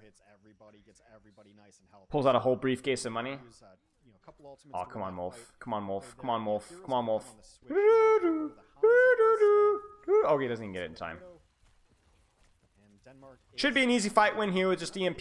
That's going to build up a BAP window. So next fight. Helva's trying. Do you notice how they're kind of trying to like split and like cause chaos? Ooh. They do get the kill in the shockwave though. Yeah, I mean it's not the worst thing that Spain could have done. The trouble thing here is can they go to Hanzo? Are they going to be able to touch like without like sweating? Because it is going to be hard. Shockwave ends up going Ash, which is fine because they swap off of the Widowmaker. Okay, so yeah, they can touch comfortably, and then they're just going to BAP window backside a point. There will be BAP window in response. But the problem is that Denmark doesn't have to touch, and Spain does. Denmark even give up the flip if they want. They're going to get 99%. He really wants that shatter. He wants that shatter. Oh, health. Oh, health. Oh, health. Ah! Okay. He gets BAP window pocketed. They gets a nice shatter, though, but he is in dookie dookie. So that was 2 ults. They give the flip, but that's pretty much exactly what Denmark wanted. 2 ults for 1 ult. We'll give you point, but we manage control of the high ground here. Shockwave on the off angle there. That's really, really nice off angle. Like, look at this off angle from Shockwave. I don't know where Hyra is, but I doubt Hyra's off angle is as good as Shockwave's. Because, check this out right there. Oh my goodness gracious. Check this out. Bam! Bam! Really, really nice angle control there from Denmark, and that's just going to win. That should win the map. Not the map, the round. We out here? Yes. Wherever that is, we are out there. True dad energy right there? What do you mean? Ryan? Not talking about me, right? Or Varashi? Oh, it's Varashi. He's so skinny, not an ounce of fat. If you fight anywhere else on the point, it gets a little bit tricky from that angle to get value out of the allow. Italy played above this series. So, you know, Echo, it makes sense because, again, Denmark is definitely leading into their strengths. Like, Naga is a phenomenal projectile player. This is another map where you can play Echo. But this is also a map where there's probably a little bit more of a threat, so they're going to put Kellex on the brig. Yeah, thank you guys so much for the whole train thing. Whatever that did. What do you even get out of the choo-choo train? Is it like, did you get emotes in the chat that otherwise are unlocked? I don't even know how it works. So Denmark tells you pretty much everything you need to know about them. Like, very, very solid squad. So yeah, let's see what happens. Yeah, it's like the biggest scam ever. Yeah, well. Spain is going to go to the Tracer Sombra dive as normal. Trying to get the hack on Diva. Not the best execution from Lauren there. It's still anybody's game here. Spain is going to go. Probably would have preferred legitimately an angle like here instead, where it's harder for the brig and you don't have your back turned. I think that would have been better. So they forced them out. Oh, not yet. That hack real close to sealing. Sombra 76 is not even that bad necessarily. It's just at some point you're gonna have to turn on the juice. Good job from Gala, not getting like full sticky there, but health gets like absolutely murked. The problem here is that Denmark really has control of like every angle in the map right now. There aren't any angles controlled by Spain right now, so it's what we call passive advantage, thanks to Mr. Egoist Cat, where every team one team has such a positional advantage that Denmark doesn't even need to do anything. They just need to hold down their mouse once and they're gonna win. It's really on Spain to see something like this and be like, hey, let's dive this Echo out. Let's 3-2-1 hack this Tracer to get her out. Like, they tried it kind of on the Diva and they failed so miserably that they lost a lot of space as a result.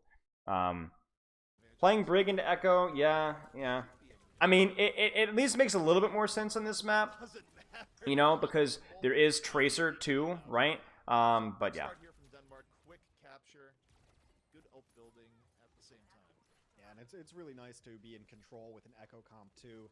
I mean, you saw Spain just kind of trying to dodge away. Gugor is smoking something again. Sad. What Echo can do is essentially herd a team where They go early. Will Denmark's hubristic attitude get punished?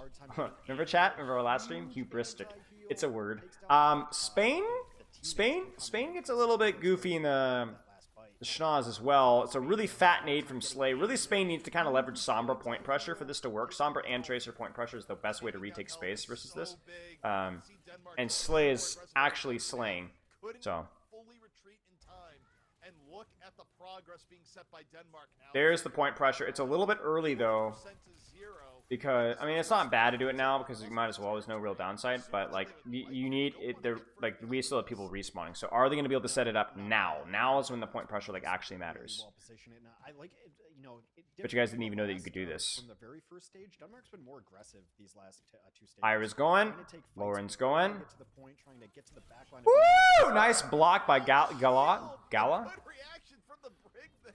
There's the point pressure that forces Denmark back. Kenil gets his teeth smoked. Was that a Nano Echo that I saw? Yes, Nano Echo. Good. And do you notice, by the way, that Shockwave, even though he failed on the pulse, is what distracted these two to turn around, which then set up Nano Naga to really smoke. So, I mean, it works, right? And he's still forcing the Brig to turn around. And then Shockwave dies! Shockwave! Sir! He needs to play his life a lot more here. He's 1 HP. Oh, that's terrible. That's terrible. You hate to see it. Beam. Copy Tracer, it's good. Ah! Ooh, nice. He also recalls out of the pulse bomb. That was kind of funny. Hyra goes for the pulse bomb on Naga immediately. Duplicate there to save Naga's life because there was really nice peel coming in that had Naga in trouble on the Echo. So just going to take that get out of jail free card and turn into Tracer real quick. Doesn't get the pulse bomb, doesn't matter. That was not supposed to...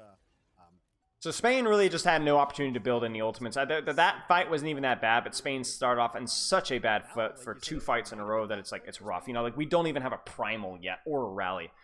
So super fast tempo dive. They're not going to do anything. They're just going to cheat. It's what we call cheating, right? Where Spain doesn't really have a lot of space just yet. They're just now retaking space. But Lauren's like, yo, let's go, and they just go. So that's a little bit more on the back line of Denmark. One of them needs to be dodging this EMP. Molf also maybe misses spy check here, but I don't even think that's big of a deal. Like you can't have your backline die to that far of a dive without even Tracer help. That's a little bit sussed. So that's going to be a cleanup there. That's such a cheap team fight win from Spain. You hate to see it. By the way, if you guys have any questions here, I'm kind of doing a little bit of yield monologue, but just let me know. So Denmark's going to this fight. We got rally for rally, but the problem is that this is where like you're really gonna feel the pain of running D.Va, where D.Va makes a lot of sense in a lot of circumstances in terms of her neutral, but man, oh man, is her ultimate so bad. Like you can legitimately force a rally with a good Winston Sombra Tracer dive and primal just off of this, right? Like this is. But this, what do you do with this, right? Like, you just play a little bit more aggressively and then sometimes die before you even remech anyway, right? So, you know, really, Gala is not even going to necessarily get his rally or her rally force necessarily anytime soon. Just chill, you know? Use it to push. Use it whenever you want to. Obviously, you don't want to end up having to stall, but with primal and... I'm assuming it's going to be an aggressive dive. Sombra off angle. Sombra's actually here. We might see like a Winston Tracer dive. Like what they might do is whenever they're running D.Va, there's always the option to punish the tank more. Where you could have a Winston Tracer dive and then Sombra plays with your backline and just hack punishes D.Va. That can also work. You can also do the same thing in Echo. Like you don't have to force backline. It could even your Winston could go by himself, honestly. What would you change about D.Va ult? I don't know. Like, honestly, the design of the ult is kind of, it's like, whatever. One of the really low-hanging fruits that you could do with D.Va ult that would make it instantly better would be to allow you to remech like 1 or 2 seconds sooner. So you don't have to wait for the detonation of the bomb to remech. That would be a big quality of life value buff.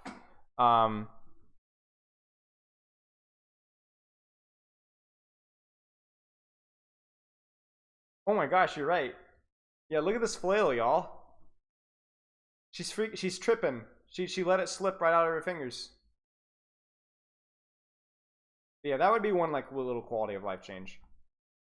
See, maybe just wait and see if Naga can get a pick, but there's not a ton of. So what's Spain's strategy gonna be? They go for the hack on Diva that forces Bubble. That's not a great trade from Spain there. And it seems like they found Sombra. Sombra 76ing right now. Naga might be super aggressive. So there's no Bubble. So now backline. Honestly, Denmark could walk here if they want to. There's Bubble. There's Sombra. There's the Force Purple. You could walk and rally this. Ooh, this is not good from Spain. There's the rally. And they... Oh, Hell gets murked. How does he not primal? They were both got hacked. Pressure though off. Naga though in danger. Naga down to 5 HP. I don't even know. I think he just gets murked by Molf. Really poor setup from Spain, from the flankers and from not the best execution from Hell there either. Yeah, this is really bad. Out goes the Sombra. Slay dies. Slay. Where the frick is Slay?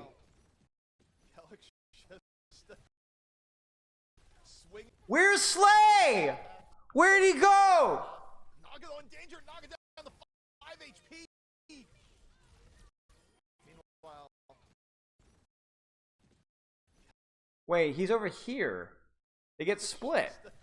swing in the mace here. Hell. Wait, what is Slay? What are you doing? What is, dude? This, I'm telling you, this is Denmark. This is Denmark. This is how Denmark loses fights. Hubris. They just don't care. Like, what is he doing? What is he doing? Why did he? What is he doing? Why? No shot. Okay, we're good. We're good. I think we're good. I think we're good. Oh my gosh! No way Spain wins to this. Control the point. Spain though is gonna be able to come back out here. Hell's gonna be back in a moment. No way Spain actually win. Do they win this map, guys? I actually don't even know. Scrappy enough. The bomb from here. There's the bomb, classic. Spain's able to go in. Okay, I say that. Help still use the primal to just. They're literally going to lose because Slay goes on a flank. In the middle of a rally. The enemy brig was rallying, and he's flanking their backline. Slay! No! Slay! So that's kind of been the question. Oh my gosh. Lucio to get back faster. EMP coming up soon. Denmark needs to dodge it and then try to nano whoever gets EMP'd. Looks like they're going to go for backline here. Oh, maybe they go for... Yeah, they're going to go for Brig. Do they get the rally? They do get the nano. Or they really get the rally. They get the nano. Yes, that was good. See, when Denmark's really turned on, they click in it, right? Whether it was the Brawl, the previous match, or this right here. It's a nice setup. It's a solo EMP. Slay dodges, nanos. Lauren's going to get cleared. Helv gets punished in response. I'm surprised that Spain committed as hard here. Why does Helv die for this? Helv should be able to survive this. Maybe he jumps a little bit too deep. Oh, he gets naded. Oh, how does he get naded and bubbled, mate? That's a huge mistake. The nano then is no longer available. No way they win this. That nano really good. No, they lose. So this must be the map that Denmark wins. Right? I don't even know anymore. Now I'm scared. Yeah, surely they win this. Surely? Yes, okay. So Denmark definitely feels like the better team until their hubris just gets the better of them. They just do something really dumb. Like, just it makes no sense just because it's just an ego check. Spain, Canale has had his moments. Helv has had some moments as well. So, yeah. I do know the result of this match. Yes. Yes. Don't spoil it though, because not everybody in chat. It's a 3-map banger, so you guys know that Spain wins this one. But I won't tell you who wins the match. Okay, let's check it. Usually a team that's doing that, it's like, oh, the team's struggling, and if you don't come in and immediately the team... There's the TP out from spawn. This has kind of become a classic strategy to get out to break the spawn choke there. I don't know if they baited it or they failed it or what, but Denmark just doesn't do it. What was Slay on? I didn't even see. What was Slay just sitting in spawn? Here, right next to this. Here we go. Spain on the defense. Hira looking for arrows. Oh, he goes on it and then he goes back. I don't know. Yeah, Mir with a Ramatra instead. Don't overthink this one too much, guys. This, as we have seen repeatedly in Overwatch League, is more of a preference. It's not necessarily a black and white binary, this one is better than the other one. I know a lot of low ranks think that Ramatra is better because Ramatra is easier, but it's more of a skill check. Doge is a fine main tank player. Doge is probably not as good of a Rhine player as Helv, or these guys think, or he's a better Ram player than he is a Rhine player. So he's going to lean into the Ramatra. Helv is probably a better Rhine player than he is a Ram, so they're going to lean into the Reinhardt. I don't think it's a case of rock, paper, scissors whatsoever. He's resetting the lamp cooldown by swapping. Does that work anymore? I thought they patched that. They patched that with Res, right? I thought that cooldown was patched. Because I remember that was a big thing with ML7 on that Gibraltar clip, right? Remember that? I thought they patched that. Res is patched? I mean, yeah, whatever. Is kind of, maybe it's his shift. I bet maybe it's his shift. I bet because the shift is also a long cooldown. I work in a cotton candy shop and somebody just barfed and left.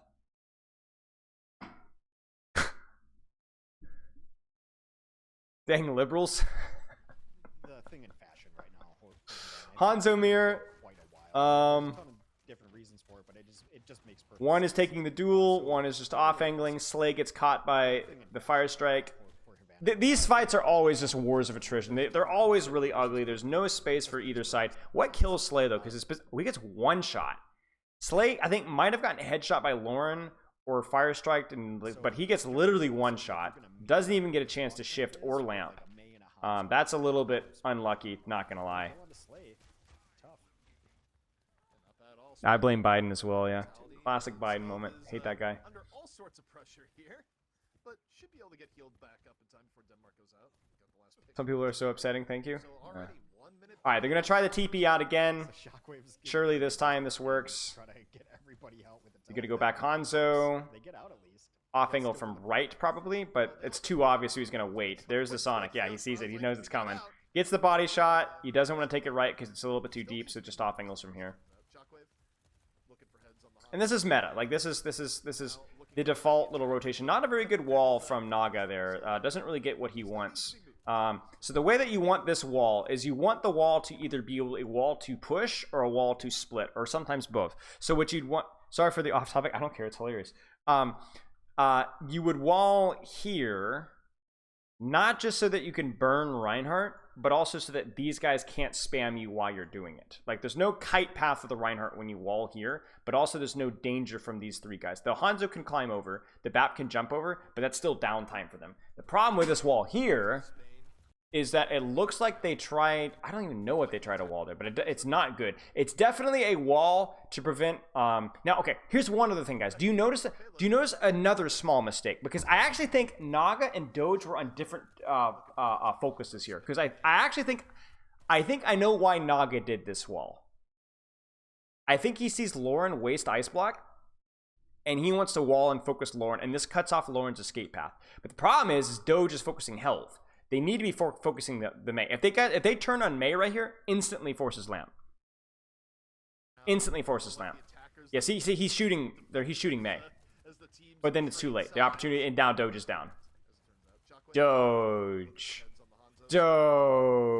That's poor play from Doge. Poor team play, poor listening. I have no idea what happened. Just not good. And the Lamp is late as well.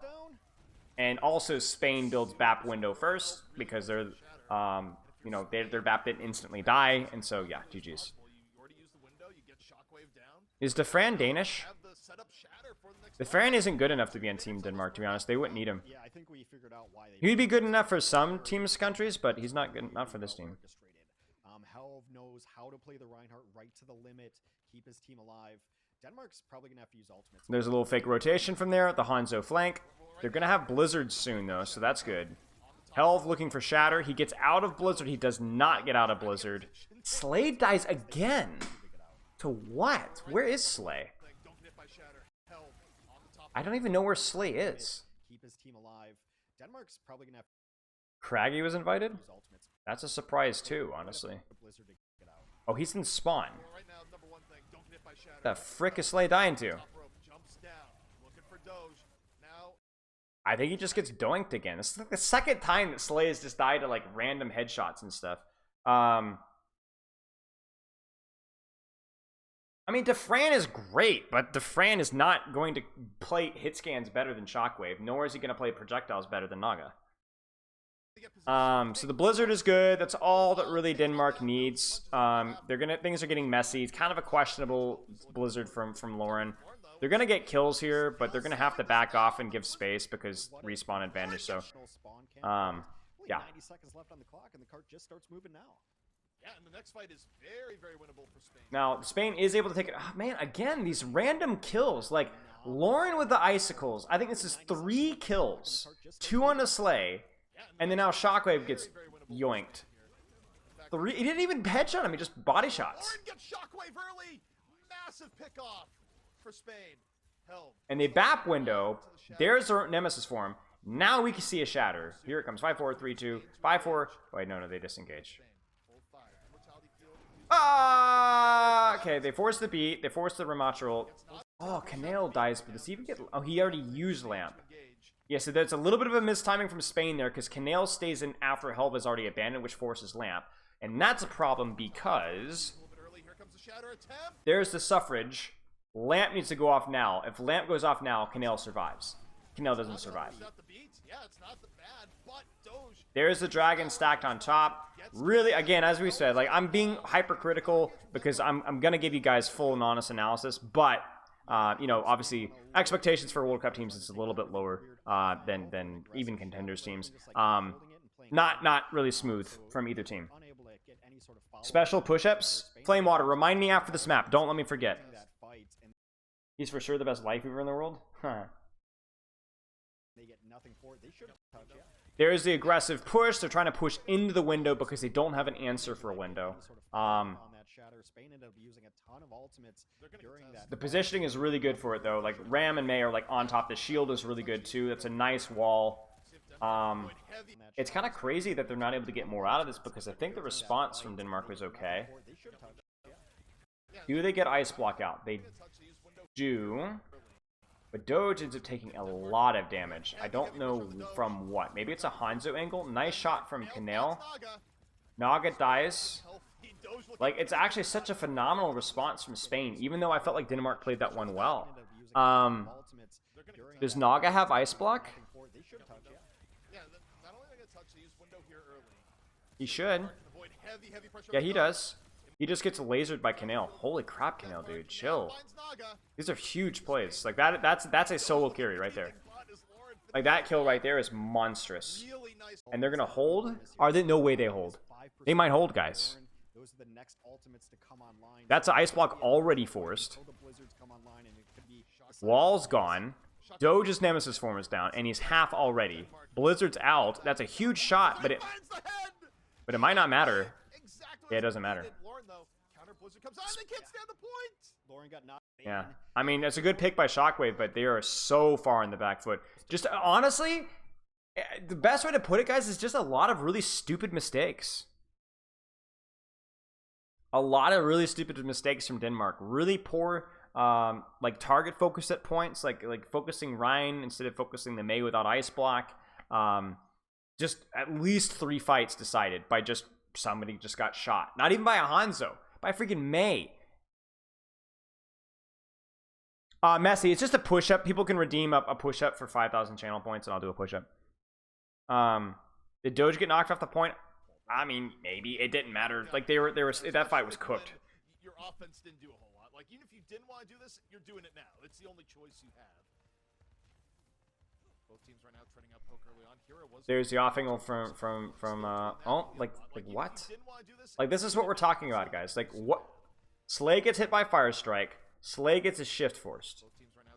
Slay's crouching. Slay's trying to hide from the Hanzo off angle, but he really probably shouldn't be here. He should probably be on this position back left here. So then he drops the point and just gets smoked. Like, it's just over and over the same thing. Notice they're focusing Mei, by the way. I mean, guys, how many times has this happened? 4 times now. In specific situations, the Reinhardt's way better because the shield is up constantly, and that's how Spain's winning the poke battle. That's how Helv is. Did they flip the map? Did they flip the map? Yes, they do. Okay, so this is fine. Who do they catch? Who do they catch? Somebody in from Spain didn't rotate. Somebody from Spain. I think it's Hanzo. May. Hanzo. Hanzo doesn't rotate. Hanzo lags behind. Not the end of the world. It's because they're safe, and that allows them. What? Come on now. What happens here, Spain? Get your booty cheeks in gear. Really, Hyra needs to be rotating this way. Like you need, like you need your Hanzo sitting right here, rotating this way. It's not that hard. And then if they go the opposite way, then you're good to go. It's because they're safe, and that allows them to just take these shots and do poke. Shockwave's nice shot. Huge pen. So kind of a corny fight win. Yeah. I wouldn't even necessarily think that Denmark is like the worst team. It just feels like Denmark's just really sloppy at times. And part of it feels like Doge and Naga being on different targets might be a team issue. But a lot of it just comes through, like I said, hubris. Especially for that first point. It just looked like they just, whatever, just ego. You know. Which that's part of their persona. You know, they're having a good time with World Cup. I'm not nitpicking that. But it is going to cost you team fights. So this is really like almost last fight here. We're almost last fight here. There's the dragon. They kite it out. Very nice. Hanzo's okay. They can't push off if it's too far. Great window in response. Huge shatter on the rotation. That's an easy fight win. Denmark really could not push there. Not in the way that they did. That was a poor choice. So I guess not technically last fight. They beat as well, though. That's the only problem here.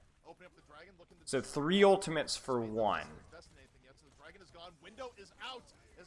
I don't know why they beat, to be honest. I think that's a very poor choice by Gala. Totally unnecessary. Nobody was critical. Massive advantage already. I think Denmark has to be thinking of the lucky starts. That was almost best case scenario for Denmark. I don't even know why they go Hanzo here. They've got plenty of time to touch. If anything, you'd go Symmetra. Maybe it was tighter than I thought. Kelix dies. Oh, Kelix doesn't even get beat. So they need to stop focusing Ram. The Blizzard gets froze. Naga gets Ice Block forced. Now really anything goes. You can focus any target. Because we've seen Recall, we've seen Ice Block. Bro, this is... Oh, come on, Spain. Come on, Spain. So... They get the Lucio. There's the dragon. But they just focus Ramacha too much. I mean, really, like, there's no reason that these guys should be getting no attention on them whatsoever. They just put way too much attention on point. Instead of, like, actually killing Shockwave, who doesn't have Recall, Naga, who doesn't have Ice Block. Yeah, and then that's it. Nice response from Denmark to clutch that one out. Alright, here we go. Pulse Bomb or go home. There's Shift. That's a really early shift from Kanale. He's going to wish he had... Bro, what is going on? I tell you guys, the level of play here. It is a little bit corny. Like, he doesn't even get his lamp or shift off. Naga just hits him in the head.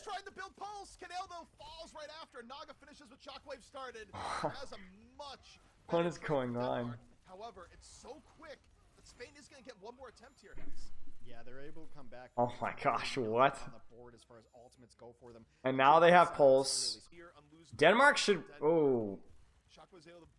Denmark could win this fight. Pulse Bomb is actually pretty good versus this comp. Tracer isn't very good, but Pulse Bomb is pretty good. Slay will have window as well, and they're going to have Blizzard. A little bit early, though. That gives... Oh, no. It's a little bit early. I think I would have preferred a wall push first. 3, 2, 1 wall push. I mean, honestly, it's not even the end of the world, right? But the problem is he doesn't recall in time, and then, like, or he doesn't blink out in time, and he just dies. Oh, man. So many just random deaths. Blizzard hit forces Ice Block. Doesn't really do a whole lot other than that. They have Ramacha ult, though. Suffering is happening here. It's a good shot from Hyra. Huge kill. Good block from Helv to end that ult early. Shatter didn't hit. I don't know what Shatter What happened with Shatter early? Did anyone see that? No elimination from it. Mortality Field is out. Hira gets Shockwave in return. 5v4 for Spain as they look to force map 3. Very close to what they need. Blizzard coming out from Naga. He tries to go for somebody and just whiffs. So I'm not sure what happened there. But Hira certainly is. Gets Naga. Spain. So Hira, not Hira. Hira. And then the shield blocks. So it ends the ult duration. The shield from Doge is a little bit shallow. It's not a very good shield. Naga coming back as soldier. And Kellex dies because they have 5 and the other team does not have 5. And then Doge dies. Wow. Pushing Denmark to the limit. I mean, Denmark, just a lot of really stupid mistakes. Slay, Shockwave, Doge to an extent as well. Just too many goofy errors that cost it. Should you wait for Lamb to get forced before this pump and not? I mean, you don't have to. It's just, you need at least your team to push, because if you're going to force Lamp, you want your team to get something out of that Lamp and distraction. Unfortunately, it wasn't really working. Okay, let's do, before we go into the next map, I got some special push-ups to cash out, so give me a second. But yeah, like, there isn't anything super deep about this. Like, I think, like, without going in super in detail into, like, the micro or the macro of, like, how it's being played, it's just, like, a lot of really stupid mistakes. Like, I'm usually the guy that overanalyzes things here, but there ain't... Bring your body weight all... There ain't anything. Okay. Let's see, how many of these can I do? To master push-ups, variations. Level 1 I can do. Here you only work with the negative part. Level 2 I can do. Level 3 regular one. Level 3 I can do. Which is here you have slides on Disney and focus harder than the rest. Which one would you guys want to see? Is my mate here? I don't know if I could do that level 4, obviously. I could do level 4. If you just started with X, it allows you to work very strong horizontal line angle when you put motion by doing this. The next variation on level 4 is also a shoulder focused variation. I probably could do this one, I just can't do it here, so there's no point. It allows you to do this movement with a straight spine. Yeah, I could do this one, just not here. To do this. The last 608. is similar to the planche lean push-up, but without feet support on the ground.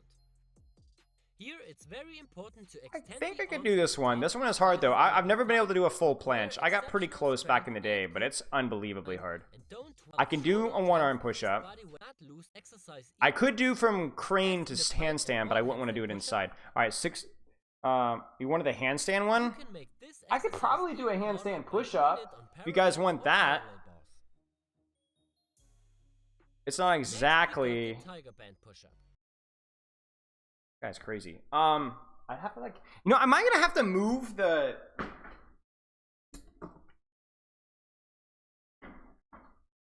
Maybe? Wait, can I just turn the camera? I think that would be easier if I just turn the camera here. You guys can see this, right? I think I could. I'll do a... Hi, Graham.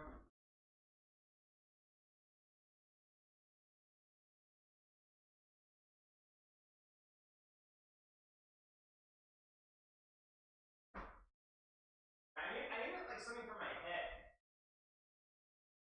I'm probably okay. Wait, I'm not flashing anybody, am I? Bro, am I gonna have to put on pants? I'm gonna have to put on pants. Give me a second.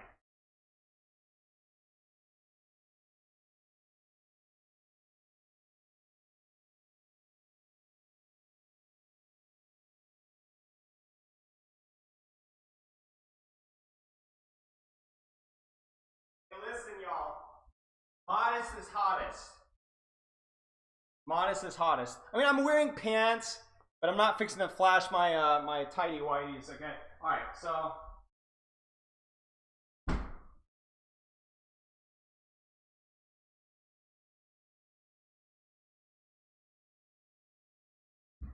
There you go. Not anywhere close to my max, but I'm not hurting my head worse than I can. I could probably do, I wonder how many I could do. I think 7, 8, 9, 10, maybe something like that. It's easier than it looks, though, because when you, even if there's a slight lean, you're not fully taking your full body weight, because there is some weight on your feet, just a little bit. I wish I could do more of the harder ones. Okay. We're back on the grind set. I do more, but all the blood rushes to my head, and I have to sneeze. Does that happen to anybody else? I sneeze like crazy when blood rushes to my head. It's a beautiful pulse bomb. Then immortality fields, first 2 map events. Tidy Whitey's. Actually, what am I wearing right now? Hanes. Hanes. I've seen Spain since. It's just like, Okay, let's skip ahead here. So, wait, we're skipping too far ahead. Esperanza. Especially in the high hundreds of reps. Okay. Winston, Sombra, Tracer, Ash, May. Okay, so let's talk about this matchup because this matchup is tight and juicy. Okay, basically, here's the deal. This comp dive squishy. This comp take angle spam so you know dive. That's pretty much it. Like you have 1, 2, 3, 4 threats that can put out a lot of medium to long range pressure here. So the key thing for Spain is obviously Sombra staging a backline, not a problem. But can we somehow get our Tracer not poked? And obviously the big one is the Winston. Like Helva's gonna have a heck of a time. A hell of a time. Wait, my camera is still off angled. Is gonna have a really hard time getting staged onto the backline without getting like absolutely butchered. So like he's gonna have to be super disciplined with cover. And this is where I really don't like their comp. Now I imagine that we're gonna see some swaps after the first fight because this hero makes no sense at all. It makes sense if they are running any sort of dive, but they're not. So I'm not saying like this is a bad choice from Gala. It's a bad choice after first fight. Does Pope from this? Oh my gosh. Your camera's taking the off angle. Yeah, you're really funny. Thank you guys. So yeah, I mean, we're probably gonna see a dive staged. Brig. I mean, Brig here. The only way your Brig works is unironically to play kind of aggressively on an angle. But even that is risky because you can get walled and rushed. So it's like, I don't know. Your Ana needs to be really involved though. Yeah, and I mean, the Ash isn't bad. I'm honestly like, this is bad from Denmark. I'm kind of shocked that Denmark is taking this side of the map. I would much rather see Denmark play. I mean, it's not hard to see why. This side of the map wide open. Imagine setting up like your Ash on high ground with like Bap or something, you know, Ash Bap, and then like Lucio or whatever, and then like May, like your Ramatra here angling, and then your May here maybe with like with Bat Pocket or something. Like where is Spain going to hide? Where are they not going to get shot? You know what I'm saying? When you go here, you don't have like a lot of vision. And so like you can have Sombra first off set up back here, but Winston could be like here, or Tracer could be like here and not take any damage and immediately get on top of you. I don't... And it's weird because if you've played this comp, you have to have played versus like Moira comps and Winston comps. They have to have reps versus this. It just doesn't make any sense. This isn't like, oh, they roll out in a comp we didn't know how to play versus. You have to know. Like this is like Spain might not even win first fight here. Oh, he gets scouted. Rip.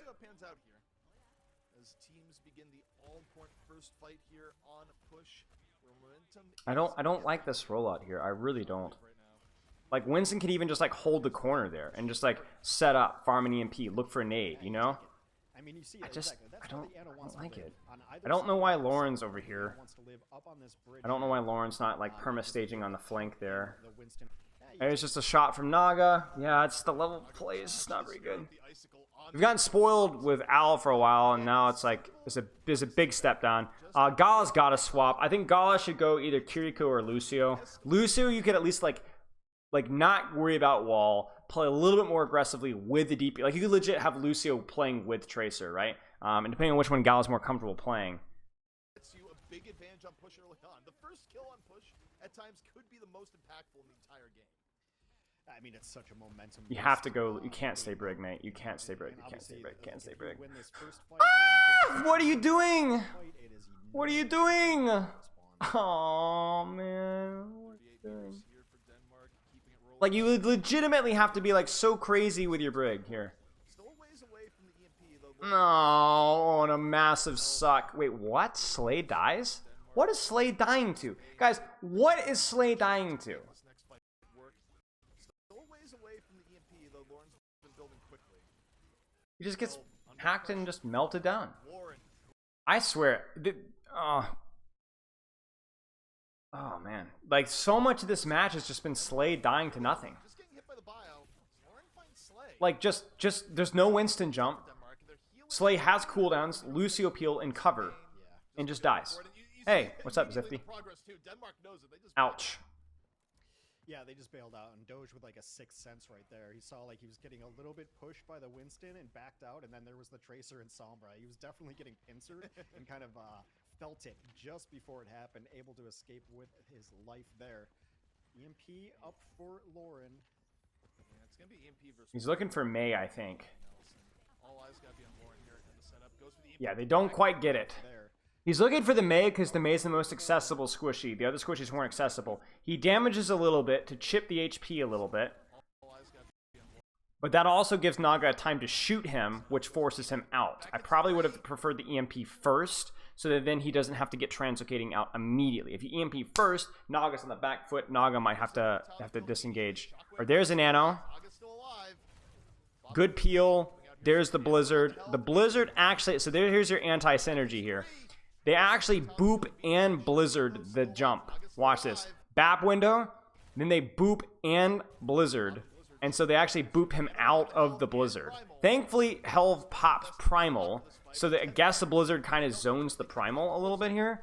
But man, this is ugly. There's the Bob on high. It gets booped off. Phenomenal boop. Here's a little bit of Brig value. So this is what... I think this is Brig. Maybe this wasn't Brig. I don't know. Somebody boops this. I think it might have been Brig.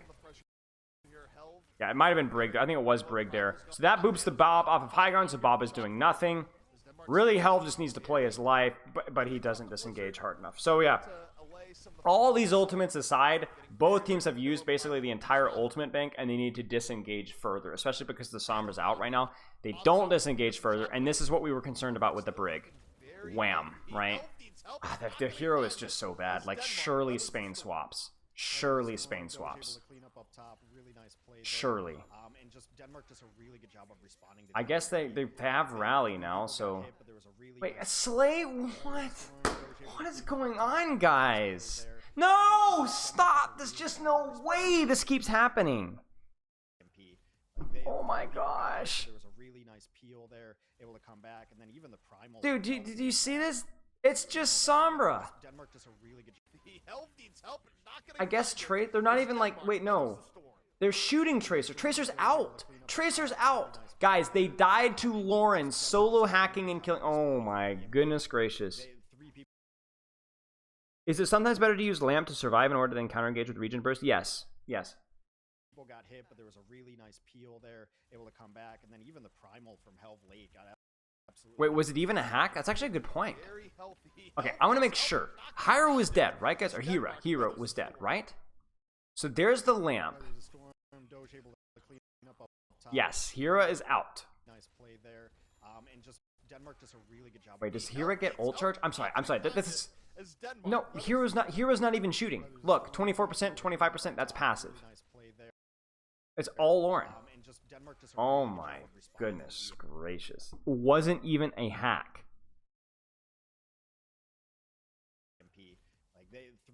Oh man. Gala, by the way, we're now 3 minutes in and we still don't have a rally. Slay goes Moira.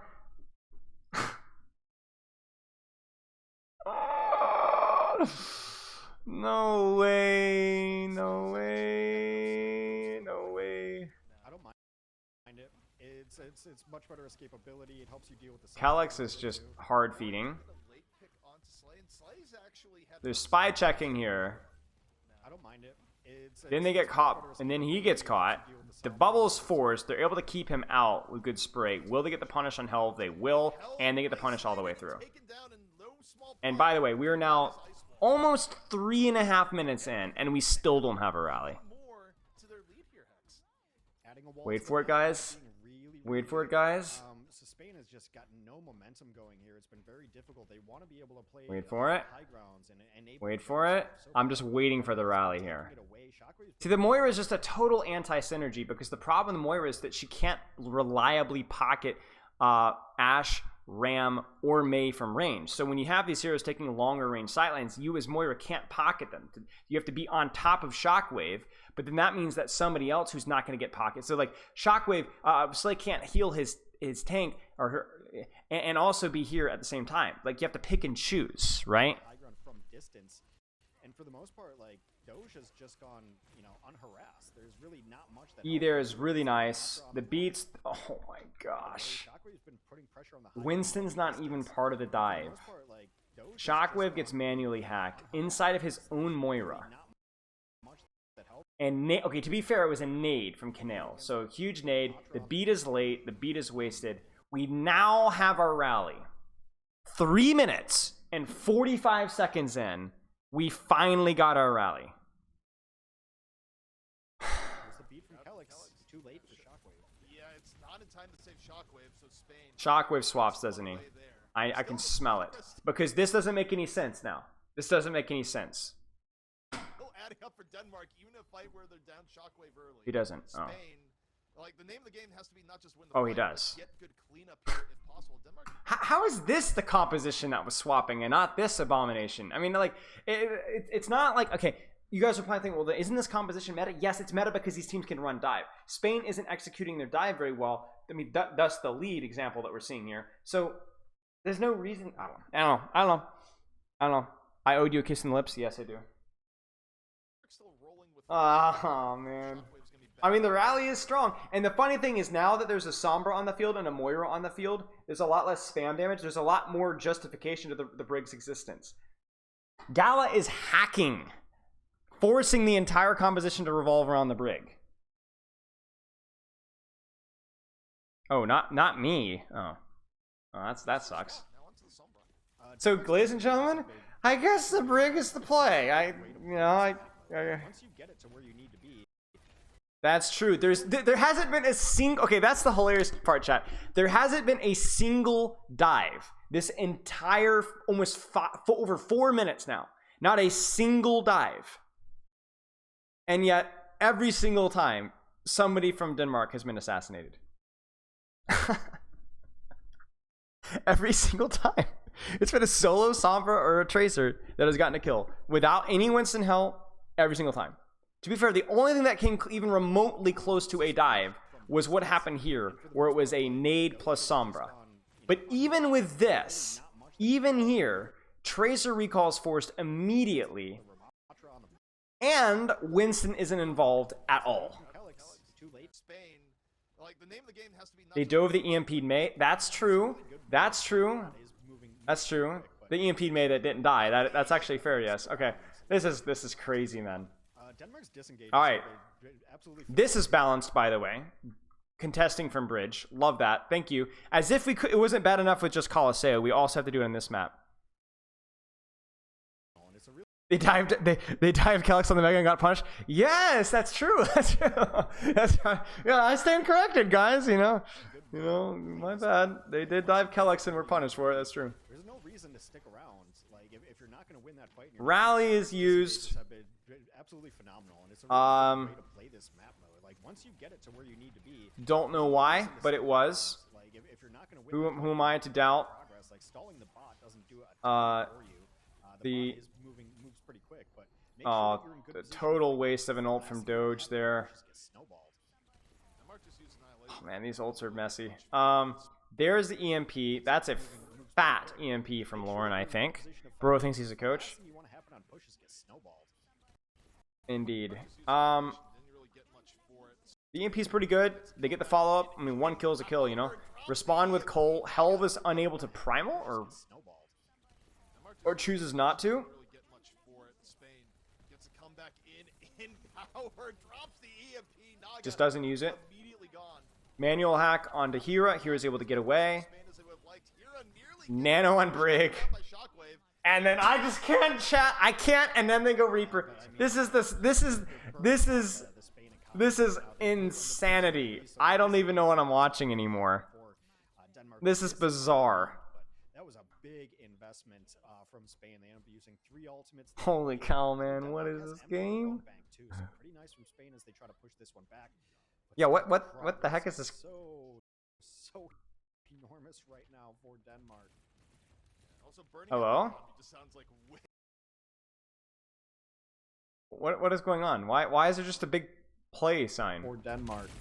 Ah, I didn't mean to also turn it off. burning out the economy just sounds like way That was weird. more dire of a phrase than anything else. Yeah. But I mean, All right, so here's the way this is played. So now we kind of flip things on its head. Do you guys remember? Do you remember? Okay, it's now this comp that kind of has like the undivable backline. And so really, what Spain wants to do is get their on end power position for offensive pressure.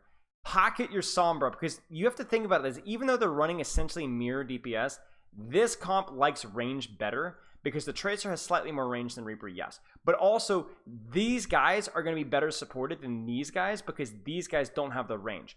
On a Brig can pocket their DPS so they can play more ego, right? They can play more selfish. They can take angles and just spam and spam and spam and spam, more uptime, right?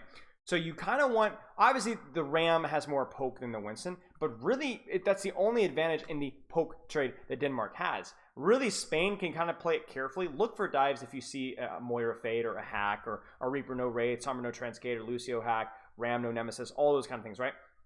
Or a nade, right? But really, Spain can kind of chill here. Spain can kind of just be patient and just chill. So enormous right now for Denmark. Play your on the high ground. No rush whatsoever right now. Here comes EMP. Oh yeah. I mean, You need to be careful with the EMP. Moving on. There's the hack on the Lucio. They're really trying for the hack assassination on the Lucio. There's the nade that follows up. It's a little bit late, but it doesn't matter. It forces the cooldowns that then allows the nade to follow up afterwards. There's the primal. They're calling pause. Spain, early primal, they catch Calyx. Good start here for Spain as they try and bridge the gap. Pulse bomb came up here, it didn't connect. Oh, that's unfortunate.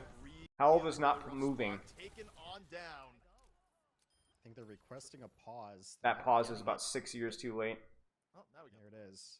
I think it was Helv who requested it first, maybe? I'm not sure. Yeah, that would be annoying to me. But we are going to go into a pause with Denmark leading at about 80. Spain trying to get the comeback here. 2 down for each side. So it's going to be kind of a scrap. Okay. Yeah, that sucks. Oh, wait, what? I went way too far forward. Get out, but it doesn't. Okay, here we go. Definitely. But I feel still like in he just used position. Primal, though. Yeah, Like, yeah, I don't so- know. Don't know what happened. Doesn't really matter. This one's scrappy as all get out, but it does seem like Spain does have the bodies and the numbers here to be able to get some progress. All right, Spain keeping the robot moving forward. Canale was just picked off. Should be back before the next fight really takes place. And I mean, Spain did have to back up. Lucio's the fragile target in this comp, but you can also one-shot a Reaper if you get a good dive on him. Now Yeah, Lauren. they'll set up the EMP for the next fight. He loses Translocator. I don't know what that was all about. You see Lauren right now just setting up, waiting for the right opportunity. Everything for Spain. Banking. They get the Reaper. They don't. They do get a massive HP trade, but Sombra's forced out. Not good execution from Spain there. The nade doesn't hit. Helv gets hacked, so he's late. Hera is focusing the wrong target. Hera needs to be on Reaper. They focus Ramatra, but Ramatra's not going to tie the EMP unless you nade him, and they don't nade him. So not a good dive. A good EMP, terrible dive from Spain. Not there, so Denmark able to Why focus the Ram? weather the storm. Huh. Not get taken out by that. Now You and me Spain, both, though, mate. Still alive. They got really low. But Algebra? Algebra, oh my gosh. Thanks for the sub. Not there, so Denmark able to weather the storm. Not get taken out by There's a dive. Do we see a rally push? That seemed really ambitious. I don't know what the plan was here. What was the plan? Was this a nade follow-up that just never happened? weather the storm. They go for the hack. Oh, they go for the hack on Shockwave, but the timing is really bad. The Shockwave easily translocates out. I mean, that's the thing, guys. Like this is what separates good teams from and like Overwatch League level teams from not Overwatch League level teams. Watch Shockwave here, right? Hacked, hack, guys, jump, jump, jump, jump. Then the jump comes out, but the hack is expired and he's out. I mean, it was not a bad play. It's just You can't execute it that slow. That's all. Brig pushes. They're gonna push the Brig, but she has rally to catch. That's actually a pretty smart play. Drop without using rally to bait them into thinking that you're feeding, and then rally as a pop, right? And so then they catch Naga without shift. The Moira Cole's there. He's stuck. It's a great pulse from Hira. Nice job. That was nice from Spain. They nano Gala. Why? Did Gala need it? Yeah, I think Gala might have needed it. It's a messy fight. It's a lot of ults from Spain. That's the only downside there. Enormous plays from Hira and just grab another. The big takeaway though is not even the nano rally, which was understandable, but the fact that EMP was used and they got nothing out of it. That one really hurts. Enormous switch around. You know, have that clip from Spilo sub alert. I mean, I could show you guys if you guys want. We could go through the Spilo Hall of Lame and all the lore. And then now Spain really needs to AFK. You don't have lead, but you're in such a big hole ultimate-wise that you really just need to chill. What Denmark needs to do is they need to try and get a hack on health. If they get a hack on health, they can just straight up kill them. Yeah. Denmark, I feel like they don't get the hack. It's just so weirdly timed. Like, Naga touches before cap. Then Ramatra on point. Then the hold. Or maybe it's not weirdly timed. Okay. I think they try for it, but it fails. So they could just push cart from underneath. Unless you get a quick pick off here, like you have to know. Nice little fling from Ana. That's gonna force Wraith. Naga's in a bit of trouble. There's the beat, but he doesn't get beat. And he might. Ooh, he Death Blossoms to keep himself alive. That's not a good ult trade from either team. He might have to Wraith out here in a sec. No, he's okay. But in the meantime, Spain have slowly accumulated some ult charge back. I mean, this is just target focus, guys, and keeping your composure. That's a kiteable ult from Doge. They do kite it out, nothing happens, and then Kelix gets caught in the flux. Wow. Wow. Huge composure from Spain. Did they go with Cole? On the verge of evening it up. Whoa. Denmark's now just investing. They invest. No way. Keeps things going. 53 beaters. Gala needs to be a lot smarter here. Like, a lot smarter. The only way that you lose this fight is if you get traded. Gala already needs to be bashing away towards his Ana. Instead, they get split. Brig and Ana get split, and the peel isn't there in time. Oh, that has to hurt. Oh, now Health's gonna dive. Oh my gosh. Freaking Denmark, mate. Brutal. Yeah. Spain was in a really good spot, and I think just overdove a bit there. And you think about the mechanics of push. I mean, this buys Denmark one, if not. All right, this is it. Spain was one fight away. And Denmark should have this in the bag because committing Rally Primal EMP, they might have time to build up an EMP. There's good farm. Oh. Okay. He is a little far. Has to back out early, so EMP's gonna be delayed. There is the Nano, there is the Nade, and Slay freaking dies. The Slay get hacked.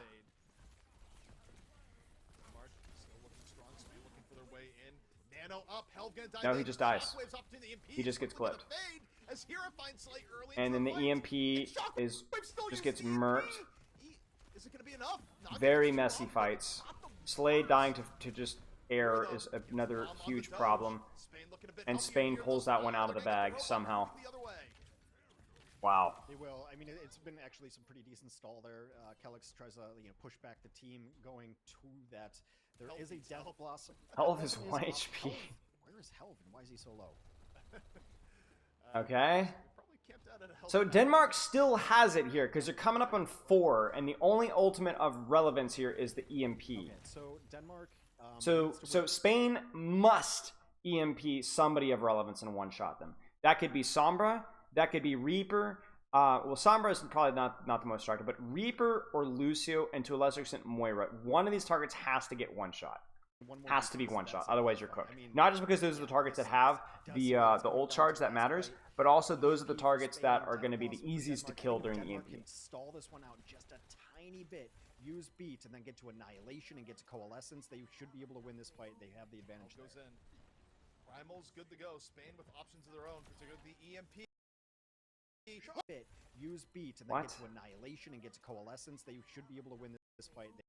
They have. Where even is Shockwave? Why is Shockwave on the flank? And why is Shockwave Translocator so close? Oh no. So now we don't even necessarily need to one-shot anybody with EMP. Like, Spain can kind of chill here and try to build up rally now. Oh dear. The EMP looks for Shockwave, gets him. That's not a good, I was gonna say that's actually not a good EMP. That's not very sneaky at all. That Slay should have faded this. Slay should have 100% faded this. The EMP looks for Shockwave, gets him. Catches Shockwave when he's low. Drops in the pack. Gets Slay. Wow, that is really best case scenario. They get a free kill, and then they kill 2 of the targets that they needed to kill almost immediately. Now Naga is stalling. Naga Death Blossoms? Oh my gosh, guys, come on, man. What is going on? They're gonna get touch, right? Surely they get touched. You have 14 meters. Shockwave can touch. You have speed. Why would you Death Blossom? You're gonna get touch. That is the most brutal engage imaginable, as Spain so close to the upset. If they can touch, they still have. There's the touch. Bank. It is. Now, the problem here is now Denmark doesn't have like any kill potential, right? Like there's no nade, there's no burst damage, especially without the Reaper Death Blossom. You know, and the rally coming up now is a big deal because rally is going to take anything. The only thing that matters here is Doja's ult. Doja's ult has to make it happen. Somebody has to. They have to live for Doja's ult. Oh, Kellex lives. Shockwave? Shockwave is the last person who I'd expect to die first. The beat comes out. Beat comes out. Denmark. Right here, right? Oh, he gets hacked. Oh, man. And then Slay also dies, dying for the touch. And then Kellex dies. And is that it? That's it, yeah. That's it. Oh my gosh. That is some of the strangest ultimate use and execution I have ever seen in my life. Congrats to Spain. In a 3-map thriller.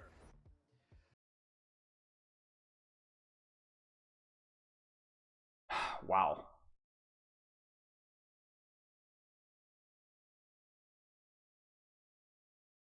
Oh, Konica, yeah, a good catch.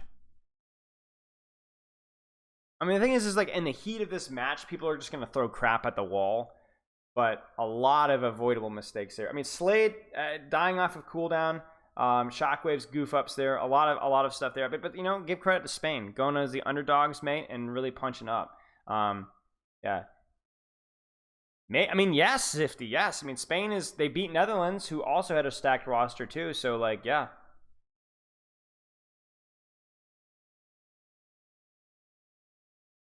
Yeah, 100%. I think it's doable. I think it's definitely as a close match. Canel MVP? Yeah, probably. And Canel played well.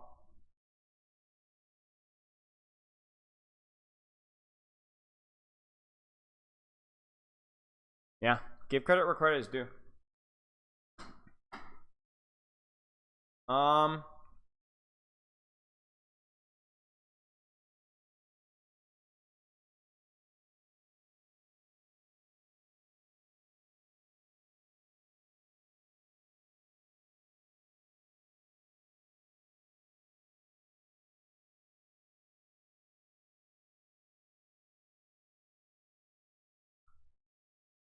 Alright, so Spilo, Hall of Lane here. Before we do some Ask-Spilo.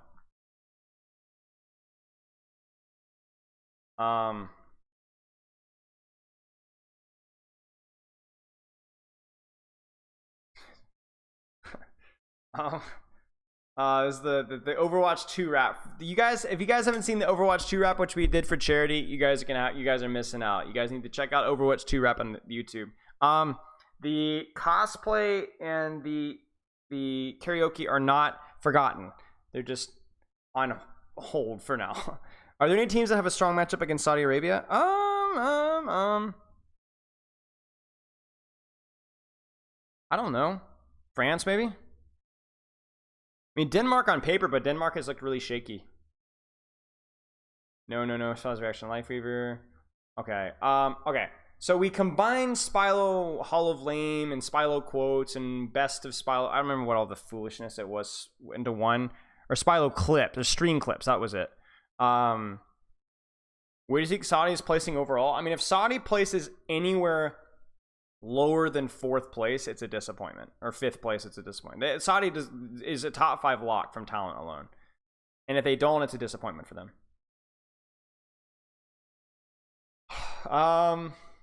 So I'll give you guys some context for some of these clips. Yeah, this was 4 years ago. Oh my gosh. So Sweet Dollar Chad, one of my students, gives me a Brig VOD to look at. And I'm not joking. I mean, look at this here, right? Like, look at how far in we're in. We're like 5-6 minutes into the gameplay, like 10, 15, 20 minutes into the review. And then this happens. Yeah, you definitely don't. Chad!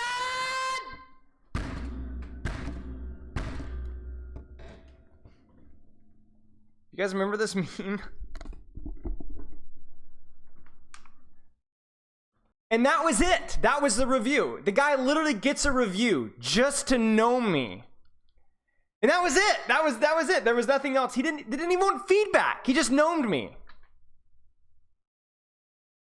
I was like, are you kidding me? All of that for just to get gnomed?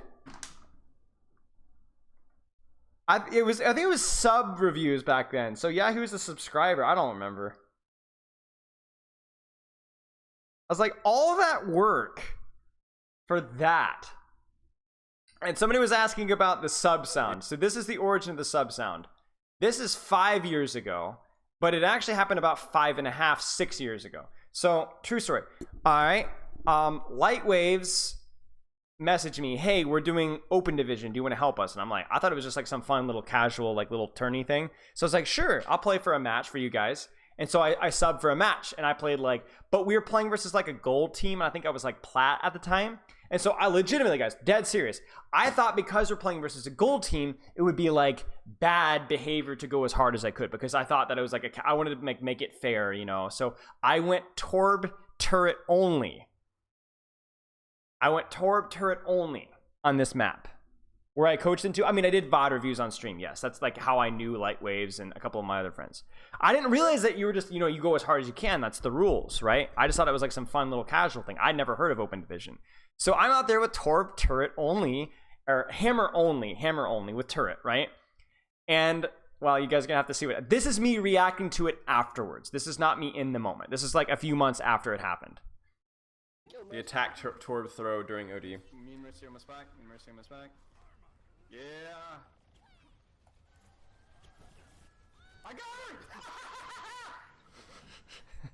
it! Look at the kill feed. Watch this in slow motion. I'll watch this in slow motion. So I'm walking forward. That's Light Waves right here on Zenyatta.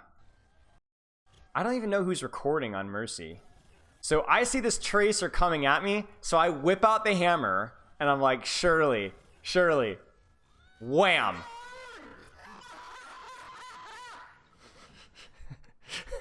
In an OD game, I got the kill on a tracer. Watch coach, by the way. Check it out, boys. I got the kill, and that was where the sub notification came from. Was oh my gosh.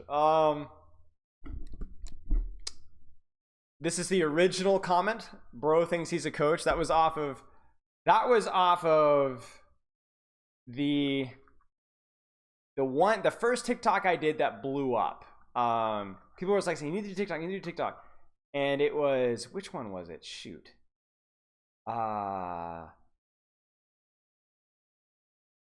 Yeah, the Genji tip, right? The greedier the play, the later you need to go, right? Or whatever. And bro thinks he's coach. Dude, I got flamed for this TikTok so much. And somewhere in there is a bro thinks he's a coach, like somewhere at the bottom, because TikTok like UI sucks. Yeah, and I did a YouTube video reacting to the comments on not just that video, but on a lot of my TikTok videos, including ones people calling me sexist for quote unquote mansplaining to where is it? Crap. I think this is it. Yeah, this is it here. And basically this started the meme in there. Bro thinks he's a coach, and it went from there. So yeah, there we go. How many teams do you have? A lot.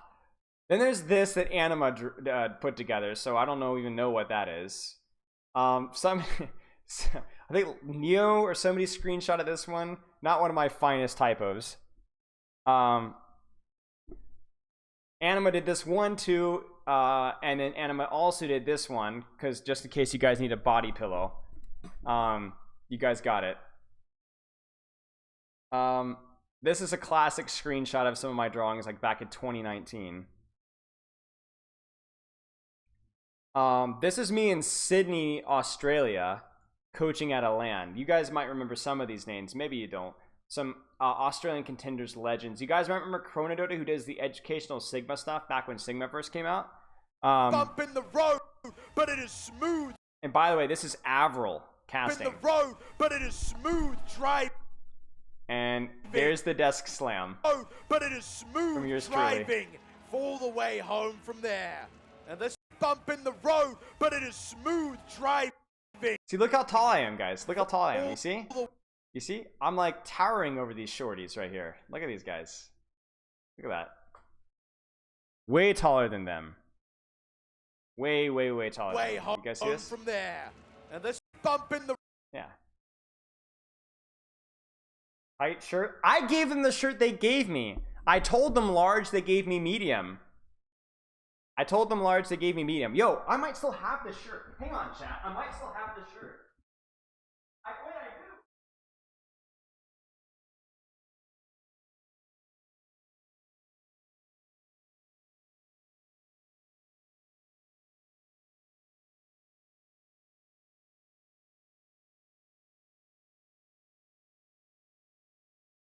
So, come on. Hold on to those cheeks. I think it's somewhere in here. So I found this. First thing I see there.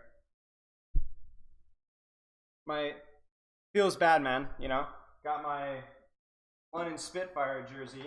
And then I think, yeah, see, here it is. Check it out. Check it out. Wait. Yeah. See?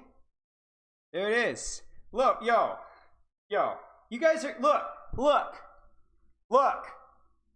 Wait. Okay, there you go. Yeah. See?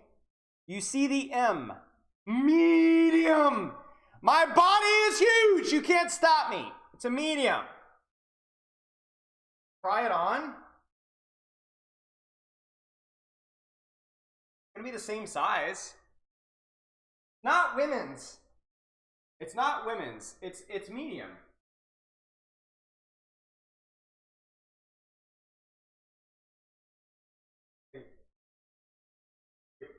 Put my head to the yeah. You see? You see? Ah! You can't. Oh my gosh, dude! I'm fixing to like. I can't even. Oh. I got it!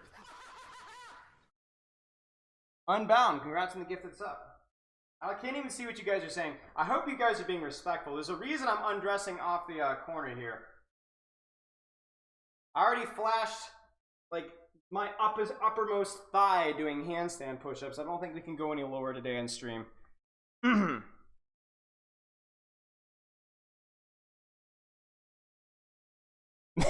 It's Australian M. For mate, this is small. No, I'm not responding. I'm not listening to you guys. I'm not listening. Oh, this is one of the legendary rants. You guys have no idea how mean I used to be. If you get your translocator forced out, I swear. People, I had the worst rep sometimes, but this is like what kept. This is also what built me up as like a brand. People like the roast coaching thing. Okay, anyway. If you get your translocator forced out, I swear.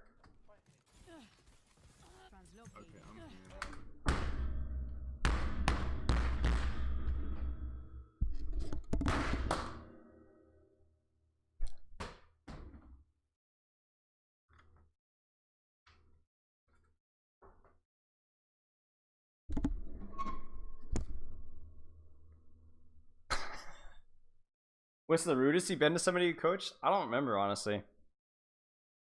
I don't remember. It's been a while.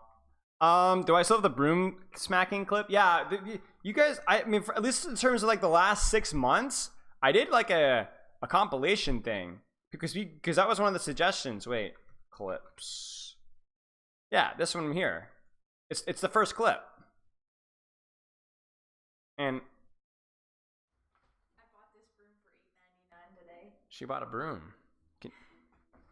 Sweeping away all the Spilo's trash. Wow, rude. Yeah, so that's the first clip. Then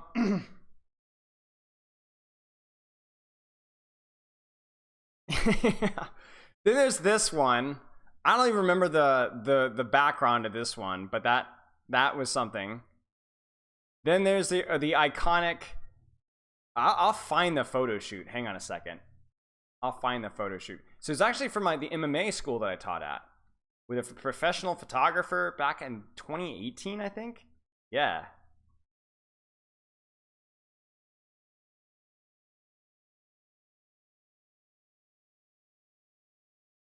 There's a color version you guys didn't even know existed. Check it. I'm trying to see if there's any other ones.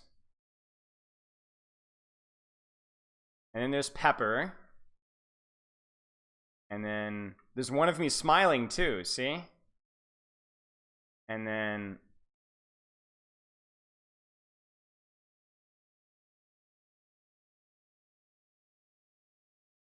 yeah.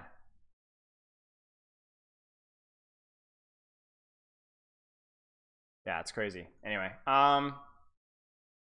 it's very fun the way that beating on preschoolers is fun. Yeah, hilarious.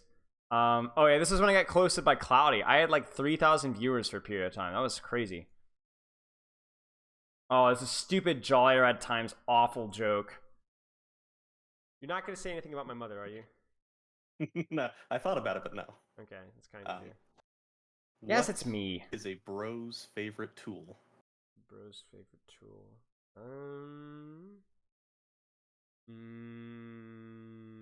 I don't know. What is bro's favorite tool? A saw, dude. Yeah, terrible joke. Terrible joke. I don't even know why it's in this. It doesn't even belong. It's garbage. Are there any players that could beat me in an MMA match? No. Sadly, no. Oh yeah, this is a fun one. Shoot, who was there? Was it Tectris? I think it was Tectris. Grigor, you missed it. It was like me and Pepper and Tectris were like doing quick play. And Tectris was like on like Kiriko, like you know Tectris, how Tectris plays Kiriko, right? But just doing normal Kiriko things, like not like doing a normal amount of healing, doing a normal amount of flanking, off flanking, and stuff like that, right? But honestly, he was healing more than usual. Like he was playing fine. So we had a Roadhog, and Roadhog's running it down mid, and Tectris is taking off angles with me, and we had like an Ana or something healing it, and this guy like freaking loses his mind. This is a true story, guys. Loses his mind that he's not getting like hard pocketed by the Kiriko. That's like a Kiriko. You're supposed to take off angles, right? And heal your DPS and stuff like that. And it's a Roadhog. Keep this in mind. It's not a Reinhardt, not a Winston, a Roadhog. So he starts freaking out. And I don't know what it is, chat. I don't really care that much when I get flamed. But when somebody that's like a friend of mine starts getting flamed, especially if it's unfairly, it rubs me the wrong way. So I just like light into him in match chat, okay? Probably not the best like, positive streamer thing. I wasn't streaming, to be fair. I'm just like, I light into him. I'm like, it's quick. No. It's not even ladder. It's quick play. It's quick play, right? And so I light into him.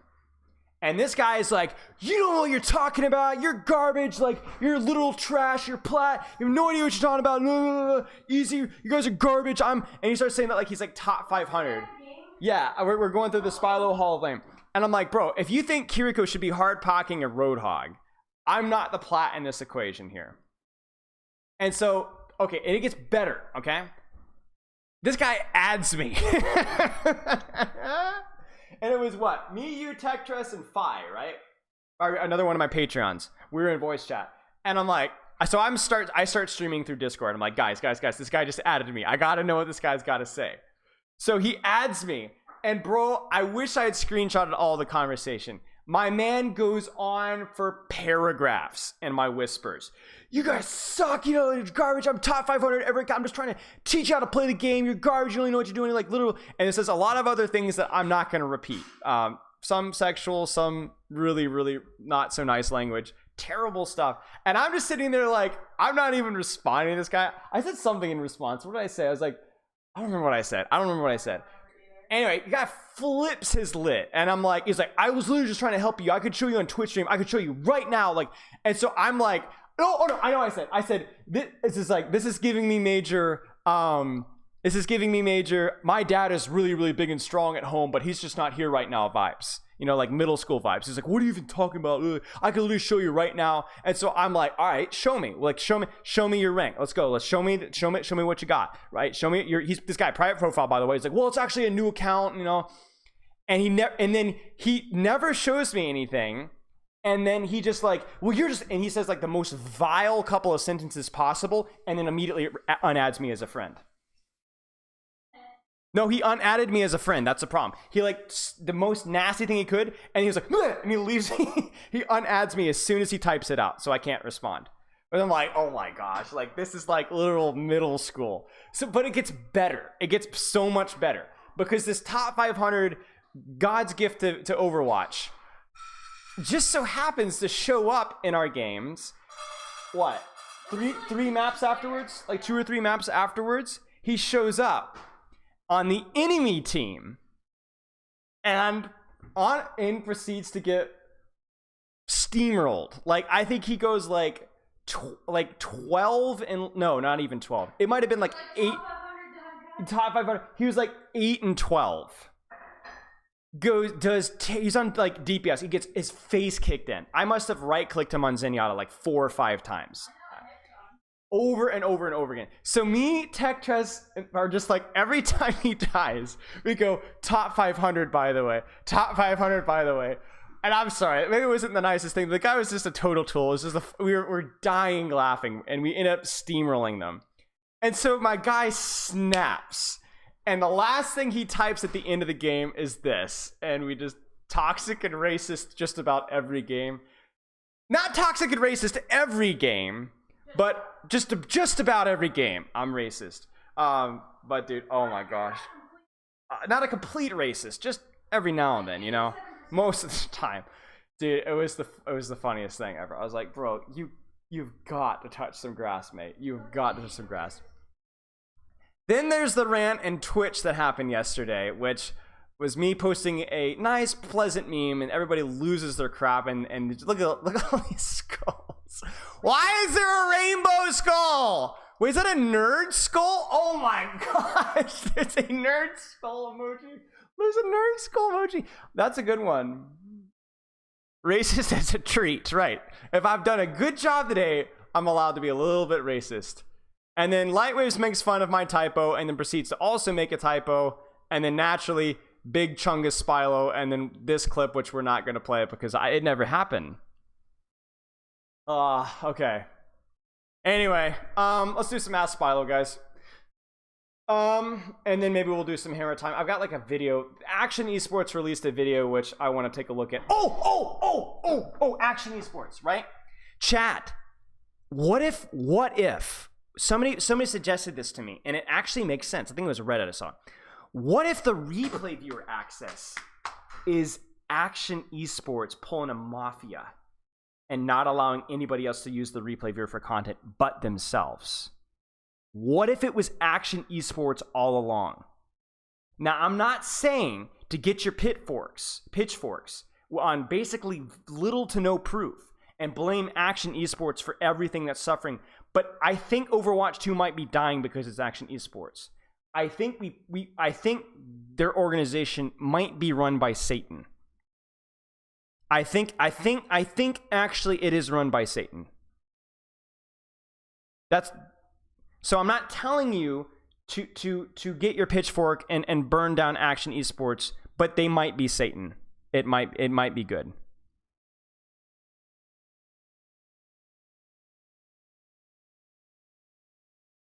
Dude, Overwatch League teams cannot do third-person replays. The teams playing the game can't do it. They don't have the rights to do it. And the best part about this is you guys ready for my take? I don't know. I don't remember how good they were back in the day, but in the last few years, Action Esports quality has been dog duty. Literal dog duty. I don't know about the production quality, I'm sure has been fine as ever, but their analytical quality, not only was it bad, it was actually fake. It was actually actively negative. Fake news. Literally giving bad advice. So we're going to check out the video they released recently because I haven't seen it yet. And maybe it is good, but it was horrible quality. So very high production quality, terrible information. All right, we'll go to with that in a little bit. Okay, do you think Zarya is viable in GM1? Yeah, probably. It's definitely not one of the tanks, but it is a tank, I guess. It's okay. It's okay. It's just hard. I don't know. We'll check it in a second. It's possible, but it's just not optimal. It's probably better than like Roadhog one tricking, probably. But yeah, are you ever gonna stream casual Overwatch play? I mean, I'm literally doing it right now at the time, but also maybe. It depends. Like, let's put it this way: during Overwatch League off season, significantly higher chance of me doing that. Yes. Like you guys have noticed that like recently we've been doing a lot of variety teams, like World Cup. But like, imagine everything that I'm doing now, but no World Cup during the Overwatch League off season. What the heck am I gonna do? Of course, I'm gonna figure something out. You know what I'm saying? Especially because I'm not streaming like my coaching sessions anymore because it just wasn't great content. So yeah. You found me through the poor Belisariya. And okay, listen, but was I wrong? The guy was terrible all season long and then gets cut. So yeah. So I watched your 5-hour support right now, so it was outdated. You said for Brig, just pop relay during a team fight to give you the advantage. Aww. But you said this before they changed the rally with the big shield. I think it's basically the same. But there is a lot more. Being proactive with it is not quite as good because you're a little bit slower. But being reactive with it is a little bit better because the CC punishes enemy plays. And because you instantly heal up, you don't have to like, you can kind of like use it reactively a little bit more than you could before. So like if you get dove punished, like somebody tries to punish you, you just pop Q and you just instantly kill whoever is on you because the instant burst in HP and the stun. So it's more reactive, a little bit less proactive than it was in the past. Do you think there's a very good Tracer player in Pro right now that is more of a hit scan than a flex DPS? I think Lip is a good Tracer player. Chat, give me some Tracer players. Is Shy pretty good? I feel like something tells my gut says Shy is pretty good at Tracer. I guess not like very good. I would say like A+ tier. Oh, is there a hit scan that plays an S tier Tracer? I don't know. Decay is A tier. Stalker's more of a flex. Proper, that's true. Proper, yes, proper. But Kevster's not a hit scan. Proper is kind of hit scan though. Proper is kind of hit scan. I mean, he is their hit scan player this year. Happy maybe, yeah. I think Happy, Lip, Shy maybe are like decent. Proper is definitely the first shout. Decay is pretty good too. Leave maybe, yeah, maybe Leave. Definitely Proper. I feel like some of the APAC guys I'm shaky with, so I can't really speak. Good question. LH Connie.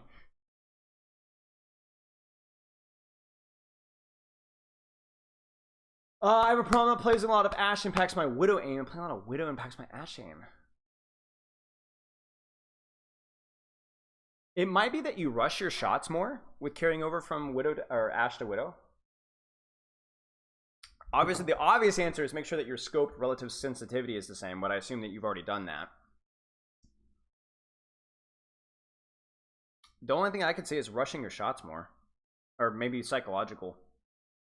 Assuming that different scope sense isn't this, because that's the obvious low-hanging fruit. It could be the positioning difference as well, where like Widow is more micro flicks, but Ash are like flicking more aggressively. Who knows? Those would be my guesses. I'm trying to play Diva, and even though I'm trying to get the right timing going for back, I'm playing defensively. I feel like I'm not playing aggressive. My team won't do enough damage, and we will lose. If I'm aggressive, then I'll die. If not, I've been doing this right, pursuing low HP targets, poking from a distance, but I'm not sure I'm doing well. Man, honestly, it's really hard for me to say. Big thing is that don't just poke from a distance. Remember that your hero is like, whether you're playing for frontline or whether you're playing on an angle, like you're more of a short range hero. So try to leverage that. Avoid taking too much, doing too much poke unless the enemy team is walking really close to you. You just need to study my Diva VOD reviews and try and look at your own gameplay and see where it deviates from my game, like the VOD reviews that I'm doing and from what you should be doing. It's really, really, really hard for me to say without any sort of, that's kind of a general question. What I would say is whenever you guys can, like, I don't mind if you ever throw in a replay code in here. I'm going to say it again. You can throw a replay code in here. It wouldn't matter now because it'd be wiped anyway. But don't hesitate to throw in one replay code with one timestamp, and I will look over an Ask-Spilo if you want to. One timestamp. Is the movement penalty between Ash and Widow different? I don't think so. That's an interesting question. If you could put the name of the maps you go over in the title for the Zoom, just want to define strats and help. So maybe. I get a lot of requests for these. I get, can you put a playlist for each hero? Can you timestamp your Spilo 2 VODs? Can you do the maps? Can you do? There's a couple other requests that I've had. I feel like with Spilo 2. The answer is maybe, not right now. Not trying to be difficult here. It's just a small thing. But the problem is that it's just a small thing times 20, 30 a week. It adds up. And right now, I'm at a point in time where I have to choose my battles and choose where I put my time.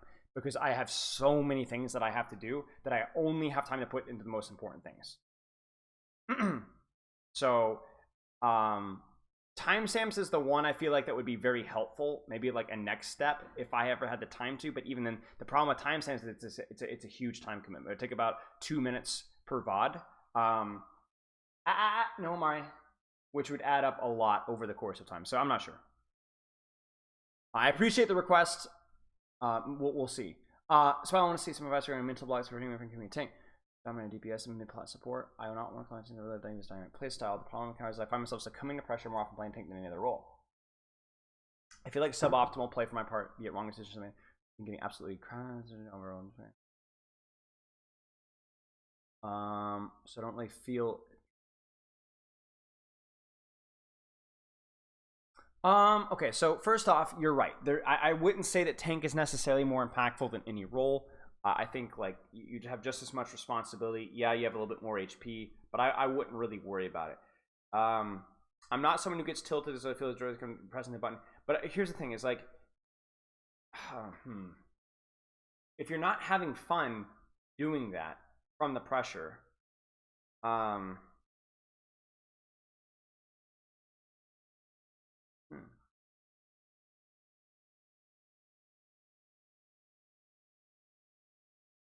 No. Because if you're not having fun, then why play? But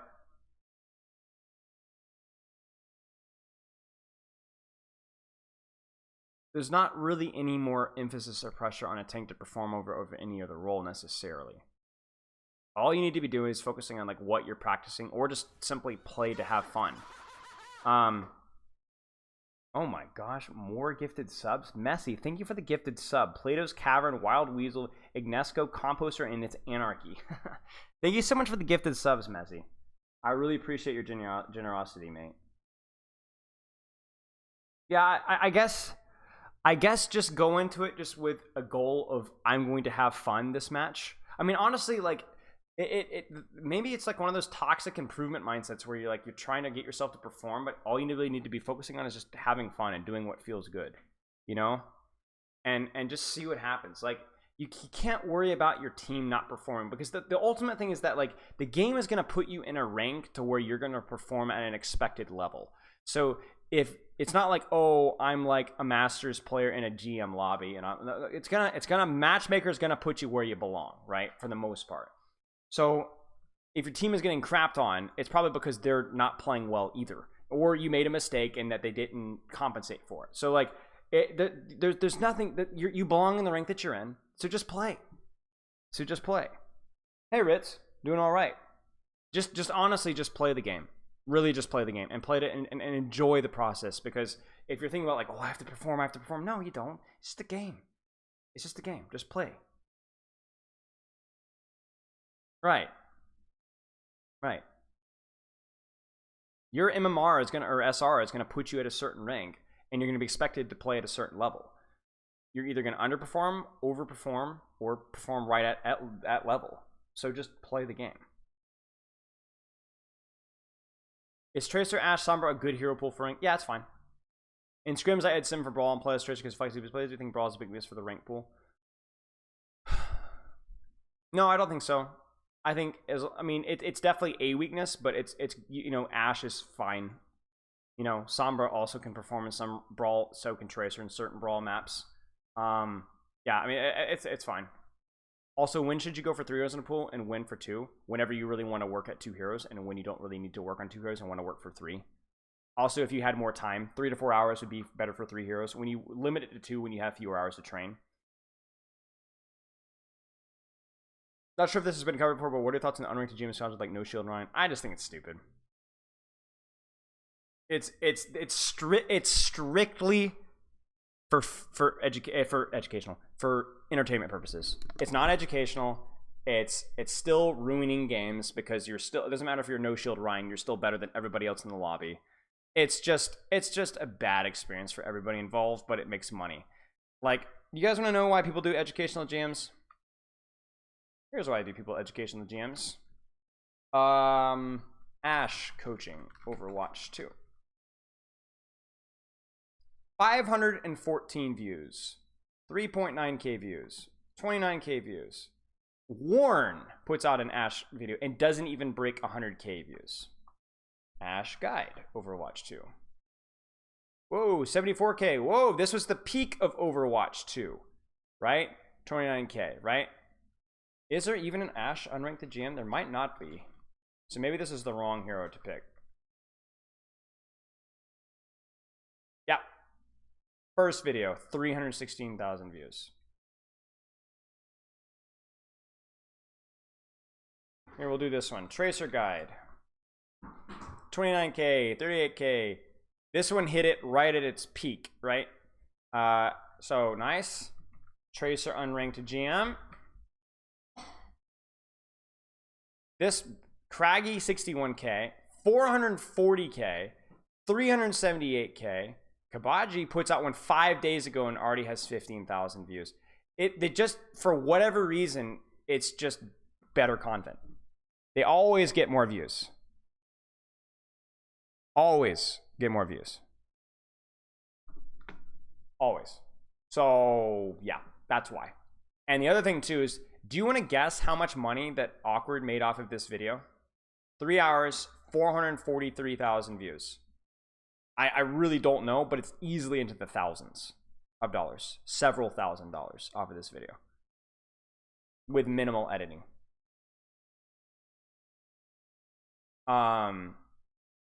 That's why people do unranked GMs. Easy content. It's good stream content. It's good YouTube content. People sometimes can pretend it's educational. Awkwards are definitely educational.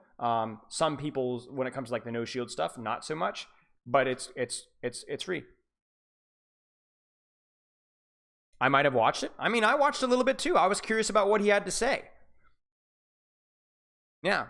I'm not trashing on Awkward. Awkward, in my opinion, does the best unranked GMs out there. Easily. Because he provides good feedback, good ideas, and good talks throughout the entire thing. But I'm talking in general, this is why unranked GMs are popular. Because for the streamers, it's like a money printing machine.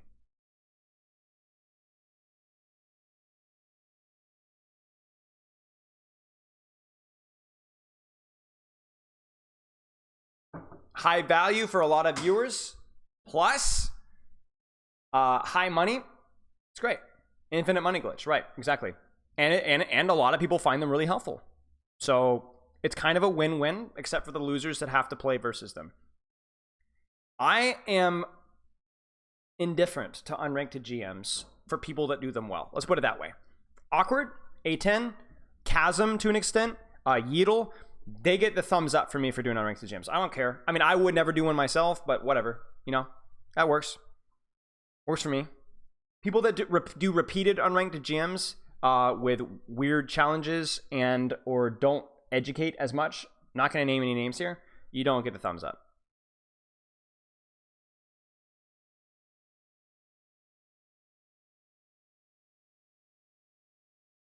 Unranked to plat for me. Yeah. So, no thanks. Booger, a Lifeweaver arc, yeah. I mean, that wasn't even really an unranked GM. That was just trying to play Lifeweaver. That hardly counts. Masters to gold 3. Oh. Are there any books similar to Range that you'd recommend? Shoot.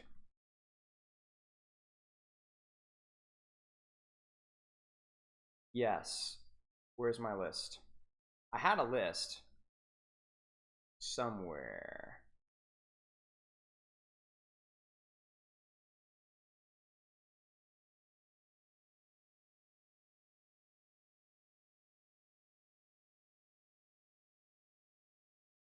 Crap, I don't know. I had a list somewhere. I can maybe do it from memory.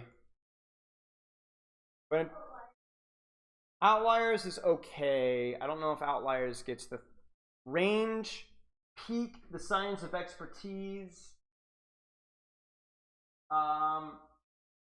Peak, the Science of Expertise is definitely really good. Range is great.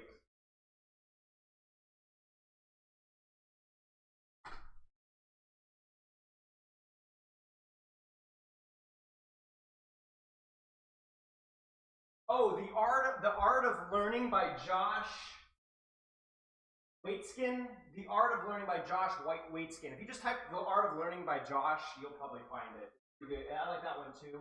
Conscious coaching is good too, although the second half is a little bit weak. Anything on John Wooden, Bill Walsh, Bill Jackson. Yeah, we're just like, yeah, off the top of my head. How empty is the room you're in? Pretty empty. Why?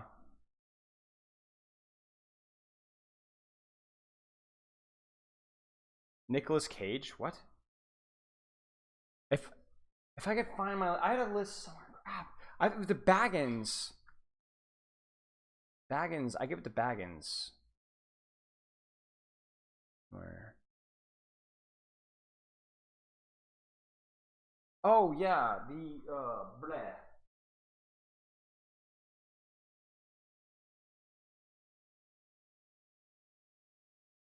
What was it?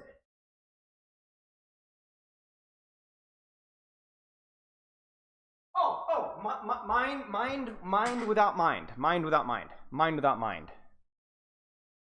Mind without mind. No, Baggins, my moderator. Switch. All right, I'll write down Switch. I'll check it out. I have a lot of books on my to-read list. I'm slowly grinding through them. I read like 3 or 4 books a month. Sometimes more, depending on how much time I have. But I read a lot of fiction too, so Atomic Habits is already on my list. In fact, I even referenced it before I even read it. How can you be more adaptable as a support player? I find myself lost in a team does anything. Taking out, pushing in a spot like Lucy Mears. You don't worry. You just know where you can get value. I can get value as an Ana by nading people or shooting people or healing people or sleep darting people. So then I look at the situation and I go, okay, which of those things can I be doing right now? And then I do them. I don't think about playing around so much as like what provides immediate pressure, what provides immediate value right now. Usually when people ask me really esoteric questions like these, or like hard to process questions, the answer is usually just really, really simple. If you look at a team fight or an example, which again, I'm going to say it again, if you have a question like this, do not hesitate to put a replay code with the team fight. I don't mind looking at it. The answer is usually pretty simple. The Complete Angler. Oh, you guys are just, I have too many books to read. Stop.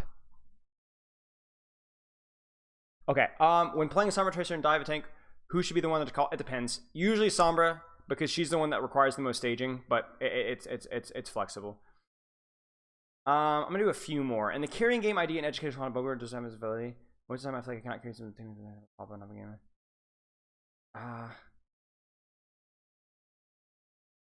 It's not about carrying, it's just about putting out more pressure while taking fewer resources than your enemy equivalent, and doing so consistently. I cannot carry games with teammates. Yes, that happens sometimes. Next game I'll pop off and own a game. Absolutely happens sometimes. That's matchmaker. That's also people, the human element. You never know. The key thing is consistency. Everybody is going to do this. Your job is to do this. You see what I'm saying? Be slightly better on your off games. Be slightly better on your on games. That's how you win. That's how you rank up. It's that simple. You should write a book? No, I don't have the patience to write a book. I don't also have the knowledge to write a book either. What do you do when the fights are really scrappy? I know who to focus on when playing tank or DPS. Whoever doesn't have cooldowns, or whoever's playing the most aggressively. Whoever doesn't have cooldowns is the one the most easy to die. Whoever's playing the most aggressively is the one that needs to get punished before they kill you and your team. What would be the Spilo May take? I just wish they hadn't messed with the primary fire. I think Blizzard maybe is kind of a crappy ultimate. But honestly, like May is like, I think May is fine. If they, I don't like the slow thing that they did with her. I don't like this whole like foolishness they did with her. She was fine. She wasn't perfect. I think the whole freeze mechanic is a little bit weird and tough to balance around. But she was very dynamic. She was very interesting. They shouldn't have touched her. She's nowhere near the of a priority. She's not even in the top 10, 15 heroes that I would have touched. But now we've got the slow we have to worry about, and it's just not even know. They did nerf the slow a little bit, but yeah. Cheers, Therika. Rika.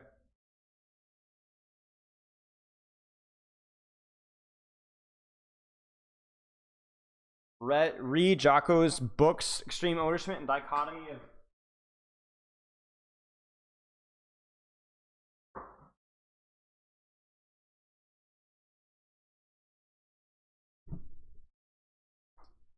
You see how many bookmarks and Scrabbles are in here?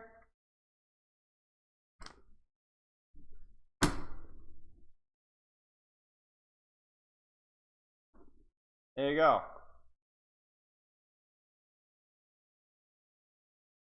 Yes, good books.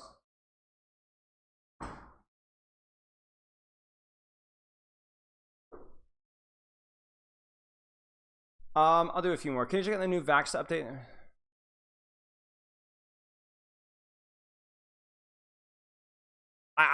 We saw this, right, chat? This is the one I did with the levels, right? The challenge mode. It's just not real. Like having fire strikes and rocks thrown at me isn't. It's a step in the right direction, but like it's like a step when the goal is like 100 meters. You know, it just nothing, and it's still in the. There's no sort of cover. There's no sort of like map feel in it. It's still in the stupid workshop room. It's nice. It just isn't it. It's fine. It's fine, but it just doesn't replace tryhard deathmatch for most people and most heroes. Are there any good general guidelines as a player can follow and choose which heroes as target party? Yes. Level of aggression. How aggressive is that target? Actually, before that, matchup.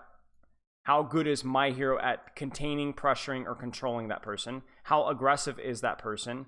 Does that person have an ultimate? How much of a priority is that person to controlling the fight? Like if a Mercy has Valk, if I don't kill her before she Valks, maybe we lose this fight. Cooldown status. So this tells me how killable is this person. And then HP.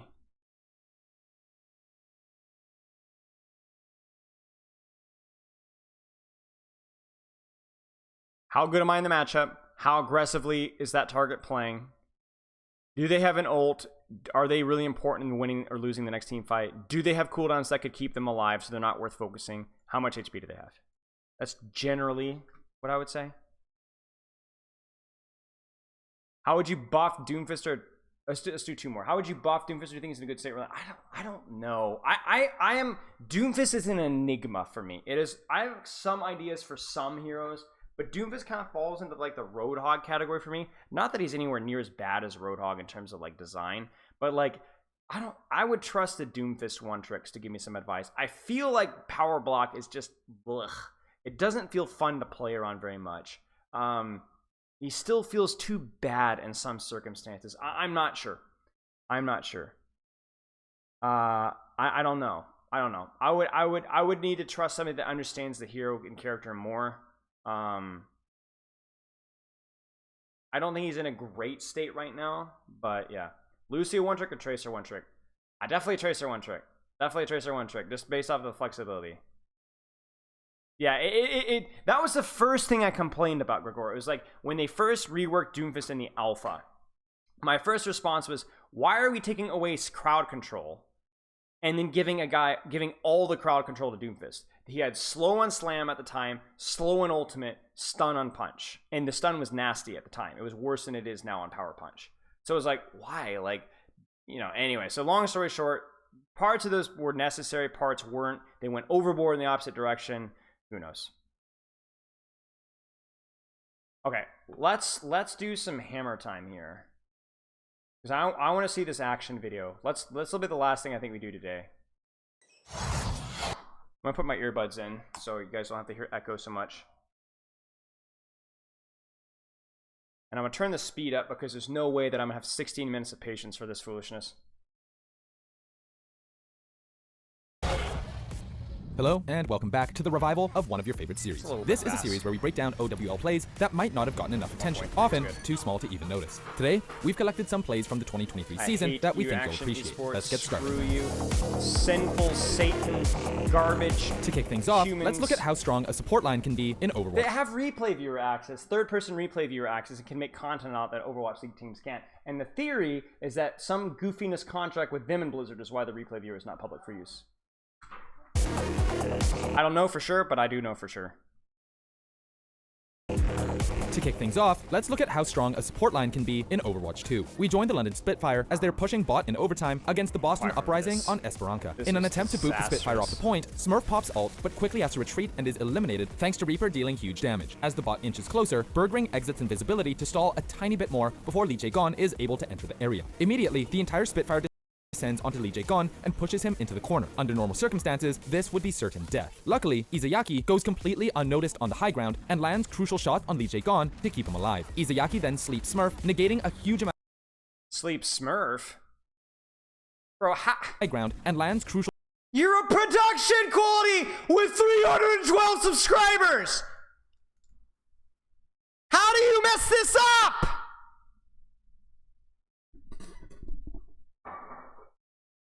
How?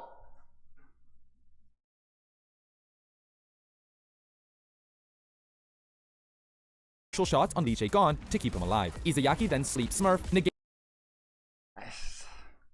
a huge amount of damage from the Spitfire, and this is where things get messy. Lee Jae-gon is then booped into the enemy bubble and has to think fast. Dropped low, but not finished, Lee Jae-gon pops ult to help with personal sustain. Utilizing Rally Shield Bash stun, he singles out Admiral on Lucio and performs a perfect combo, eliminating him from the fight. At this point, Decay on Tracer is free to start harassing the backline and takes out Sparker, and Lee Jae-gon eliminates Hadi on Winston. Pretty much a done deal at this point. The rest of the Boston Uprising are back and force the Spitfire off the point, taking the map. Talk about a support line carry. He's going to boot landed away, but he TP yeah, I mean, it's fine. He'll be London Spitfire moving up with a death. The analysis was fine. Boom, Sparker just erasing him from the map. And with Smurf dead, who's going to touch for Boston Uprising? Decay's going to come back in just a minute, Scott, but Lee Jae-gon. That could be true Unbound, but I need somebody to blame, so. To get Nanu to stay alive on the point. The IMAX for Birdring and the Boston Uprising somehow win that fight.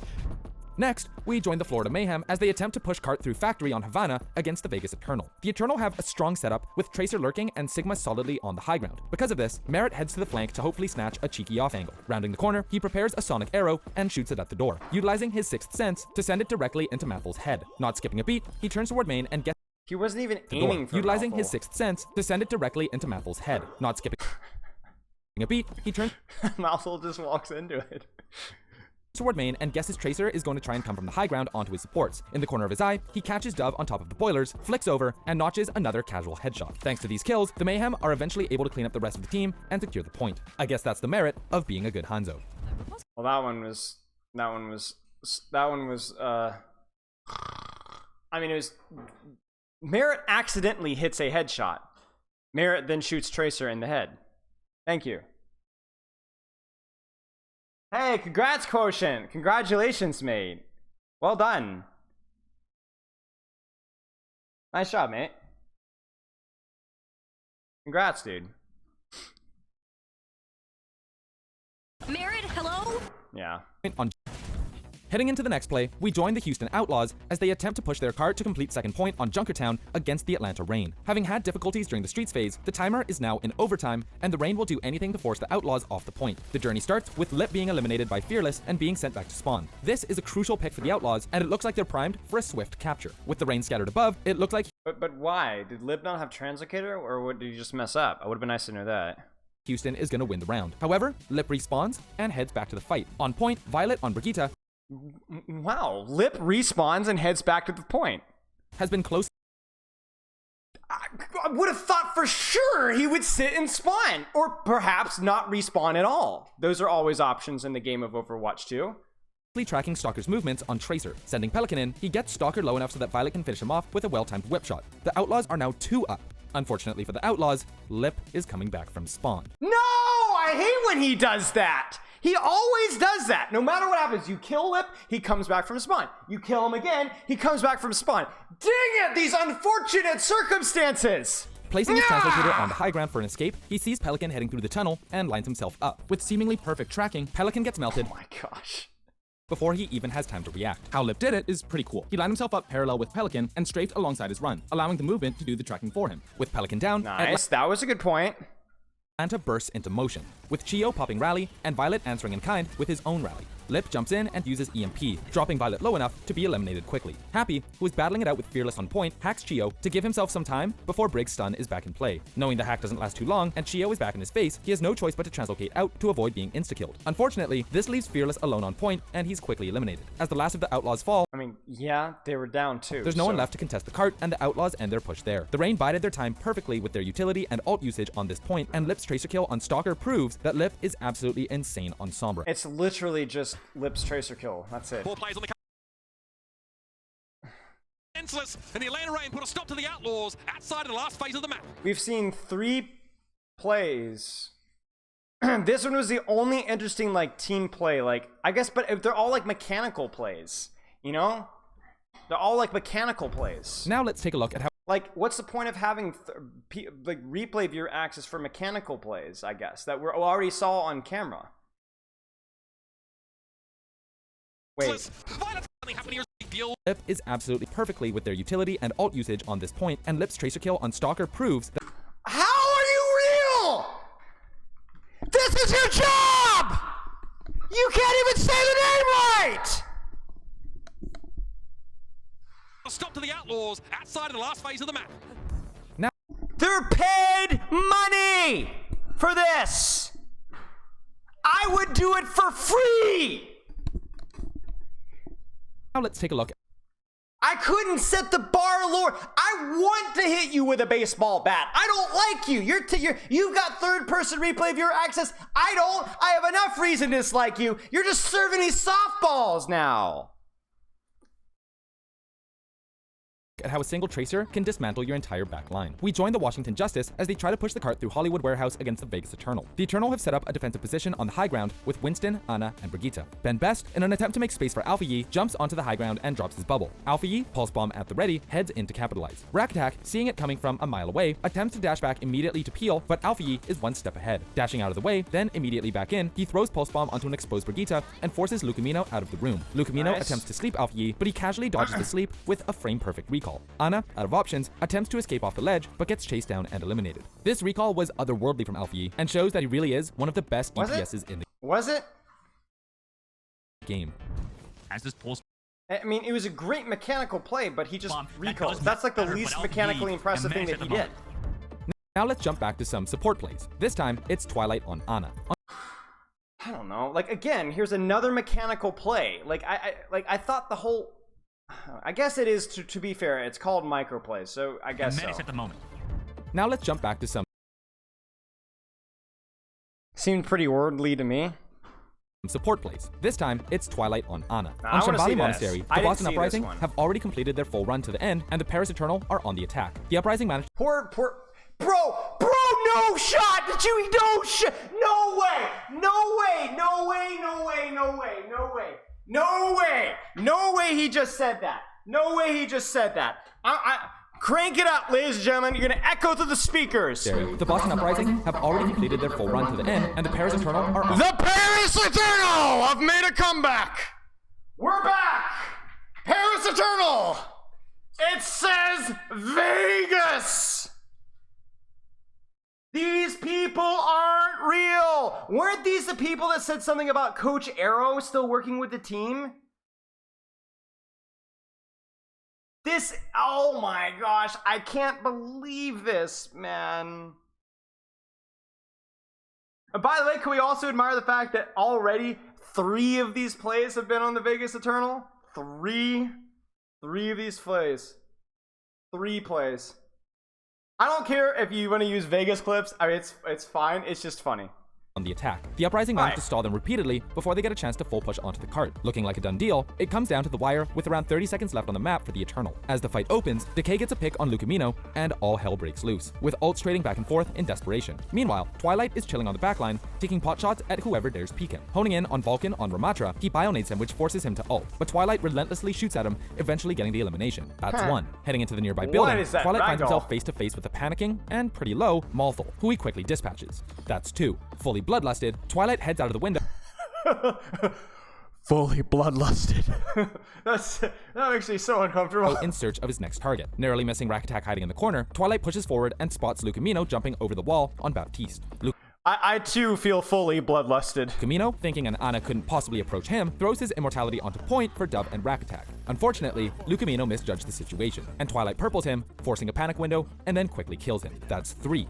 Dove, not having any of this flanking Ana, attempts to turn around and thwart Twilight, but Kalios has his back and defense matrixes the entire clip. Twilight manages to land a shot on the increasingly low Dove and lands his 4th kill. Turning back to point, it's Rack.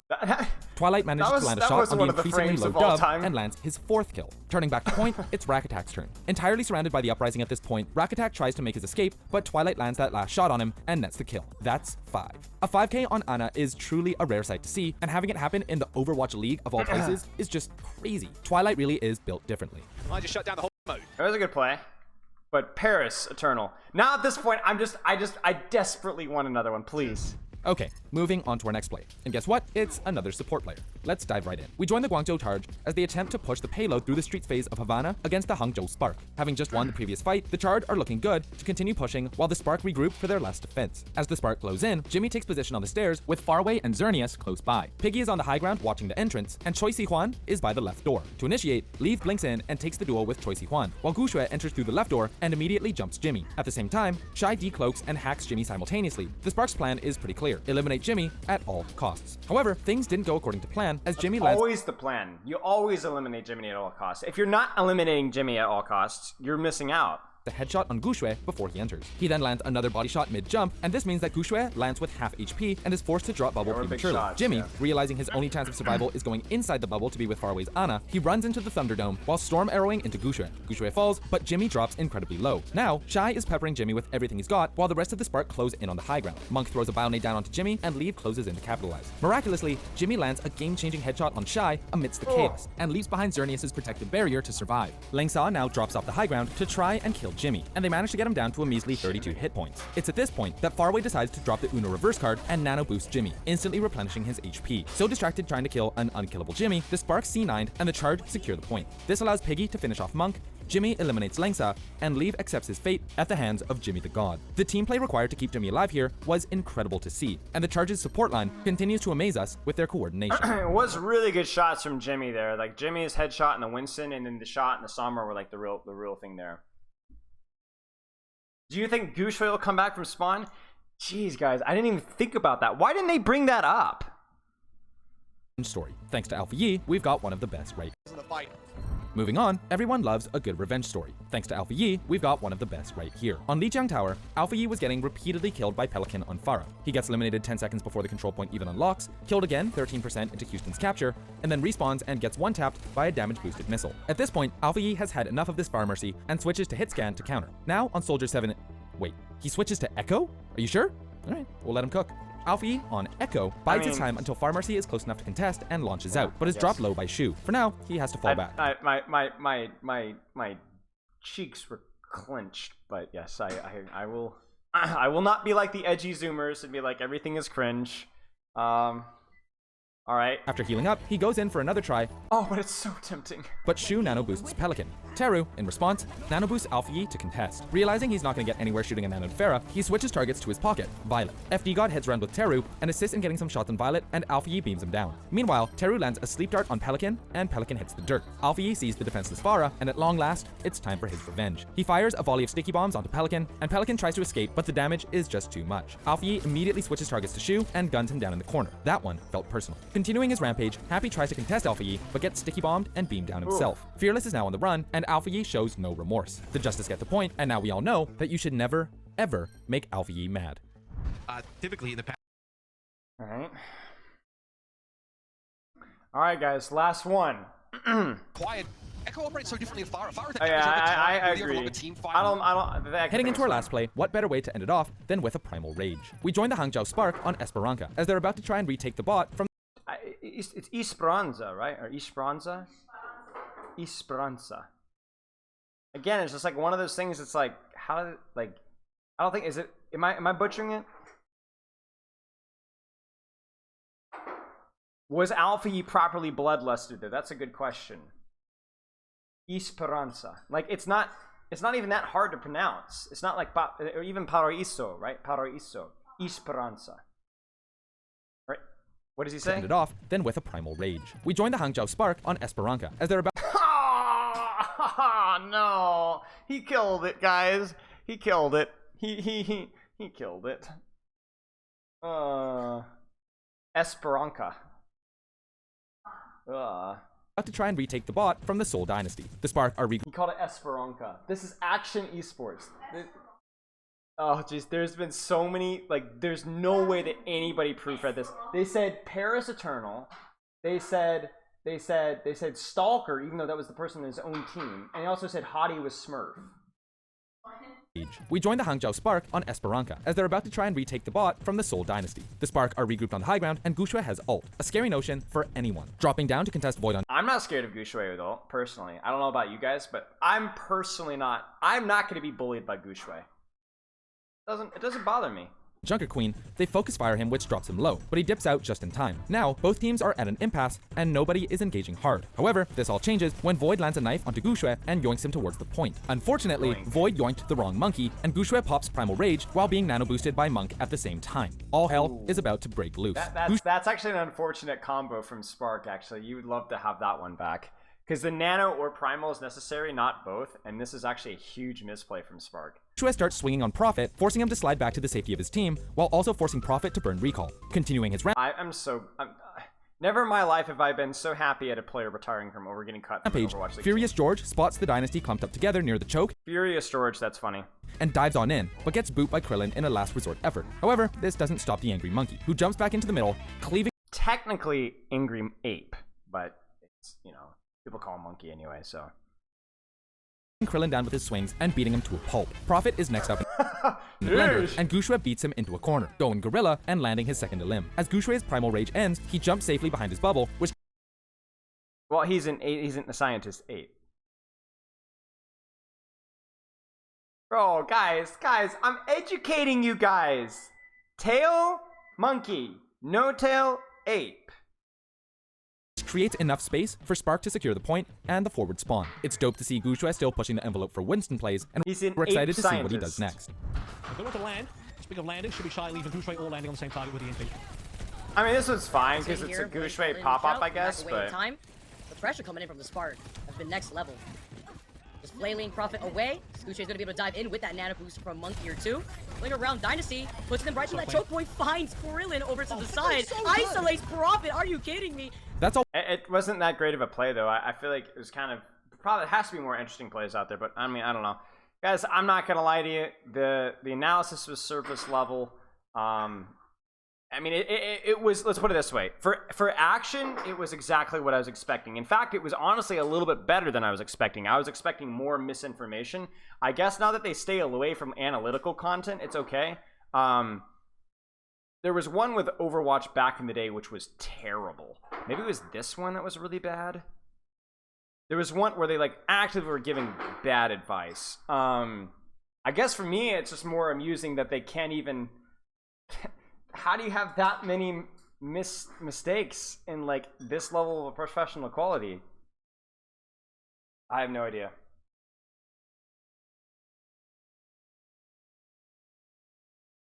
You don't think that's always true, Spilo? It doesn't matter. It's what I said, so therefore it's always true. I think it's pretty simple. I said it, therefore it's true. I don't think it's that hard to understand. Maybe there's a little bit of confusion in that in chat, but I think that should clarify things for you.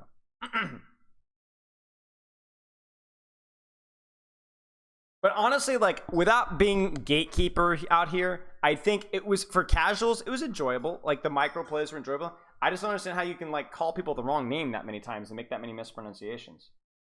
But it could have been a lot worse. Let's put it that way. I was expecting a lot worse. It was fine. It was fine. Just was, but also screw them because I'm certain I'm witch hunting them. I'm certain it's all their fault.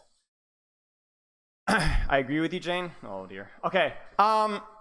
Stalker is my favorite tank player on the Paris Eternal. Yeah.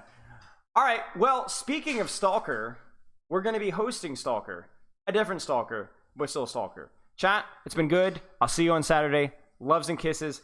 I don't even know what the plan is for Saturday. We'll figure something out. I'll keep in touch, or you guys keep in touch. Exclamation mark coaching, exclamation mark your mama. This is another Stalker. Love you too. Did I say I love you? I don't love you. Oh, I did say I love you. Okay, I do love you. Can't go back my word. Do I plan to spawn? I do plan to spawn, yes.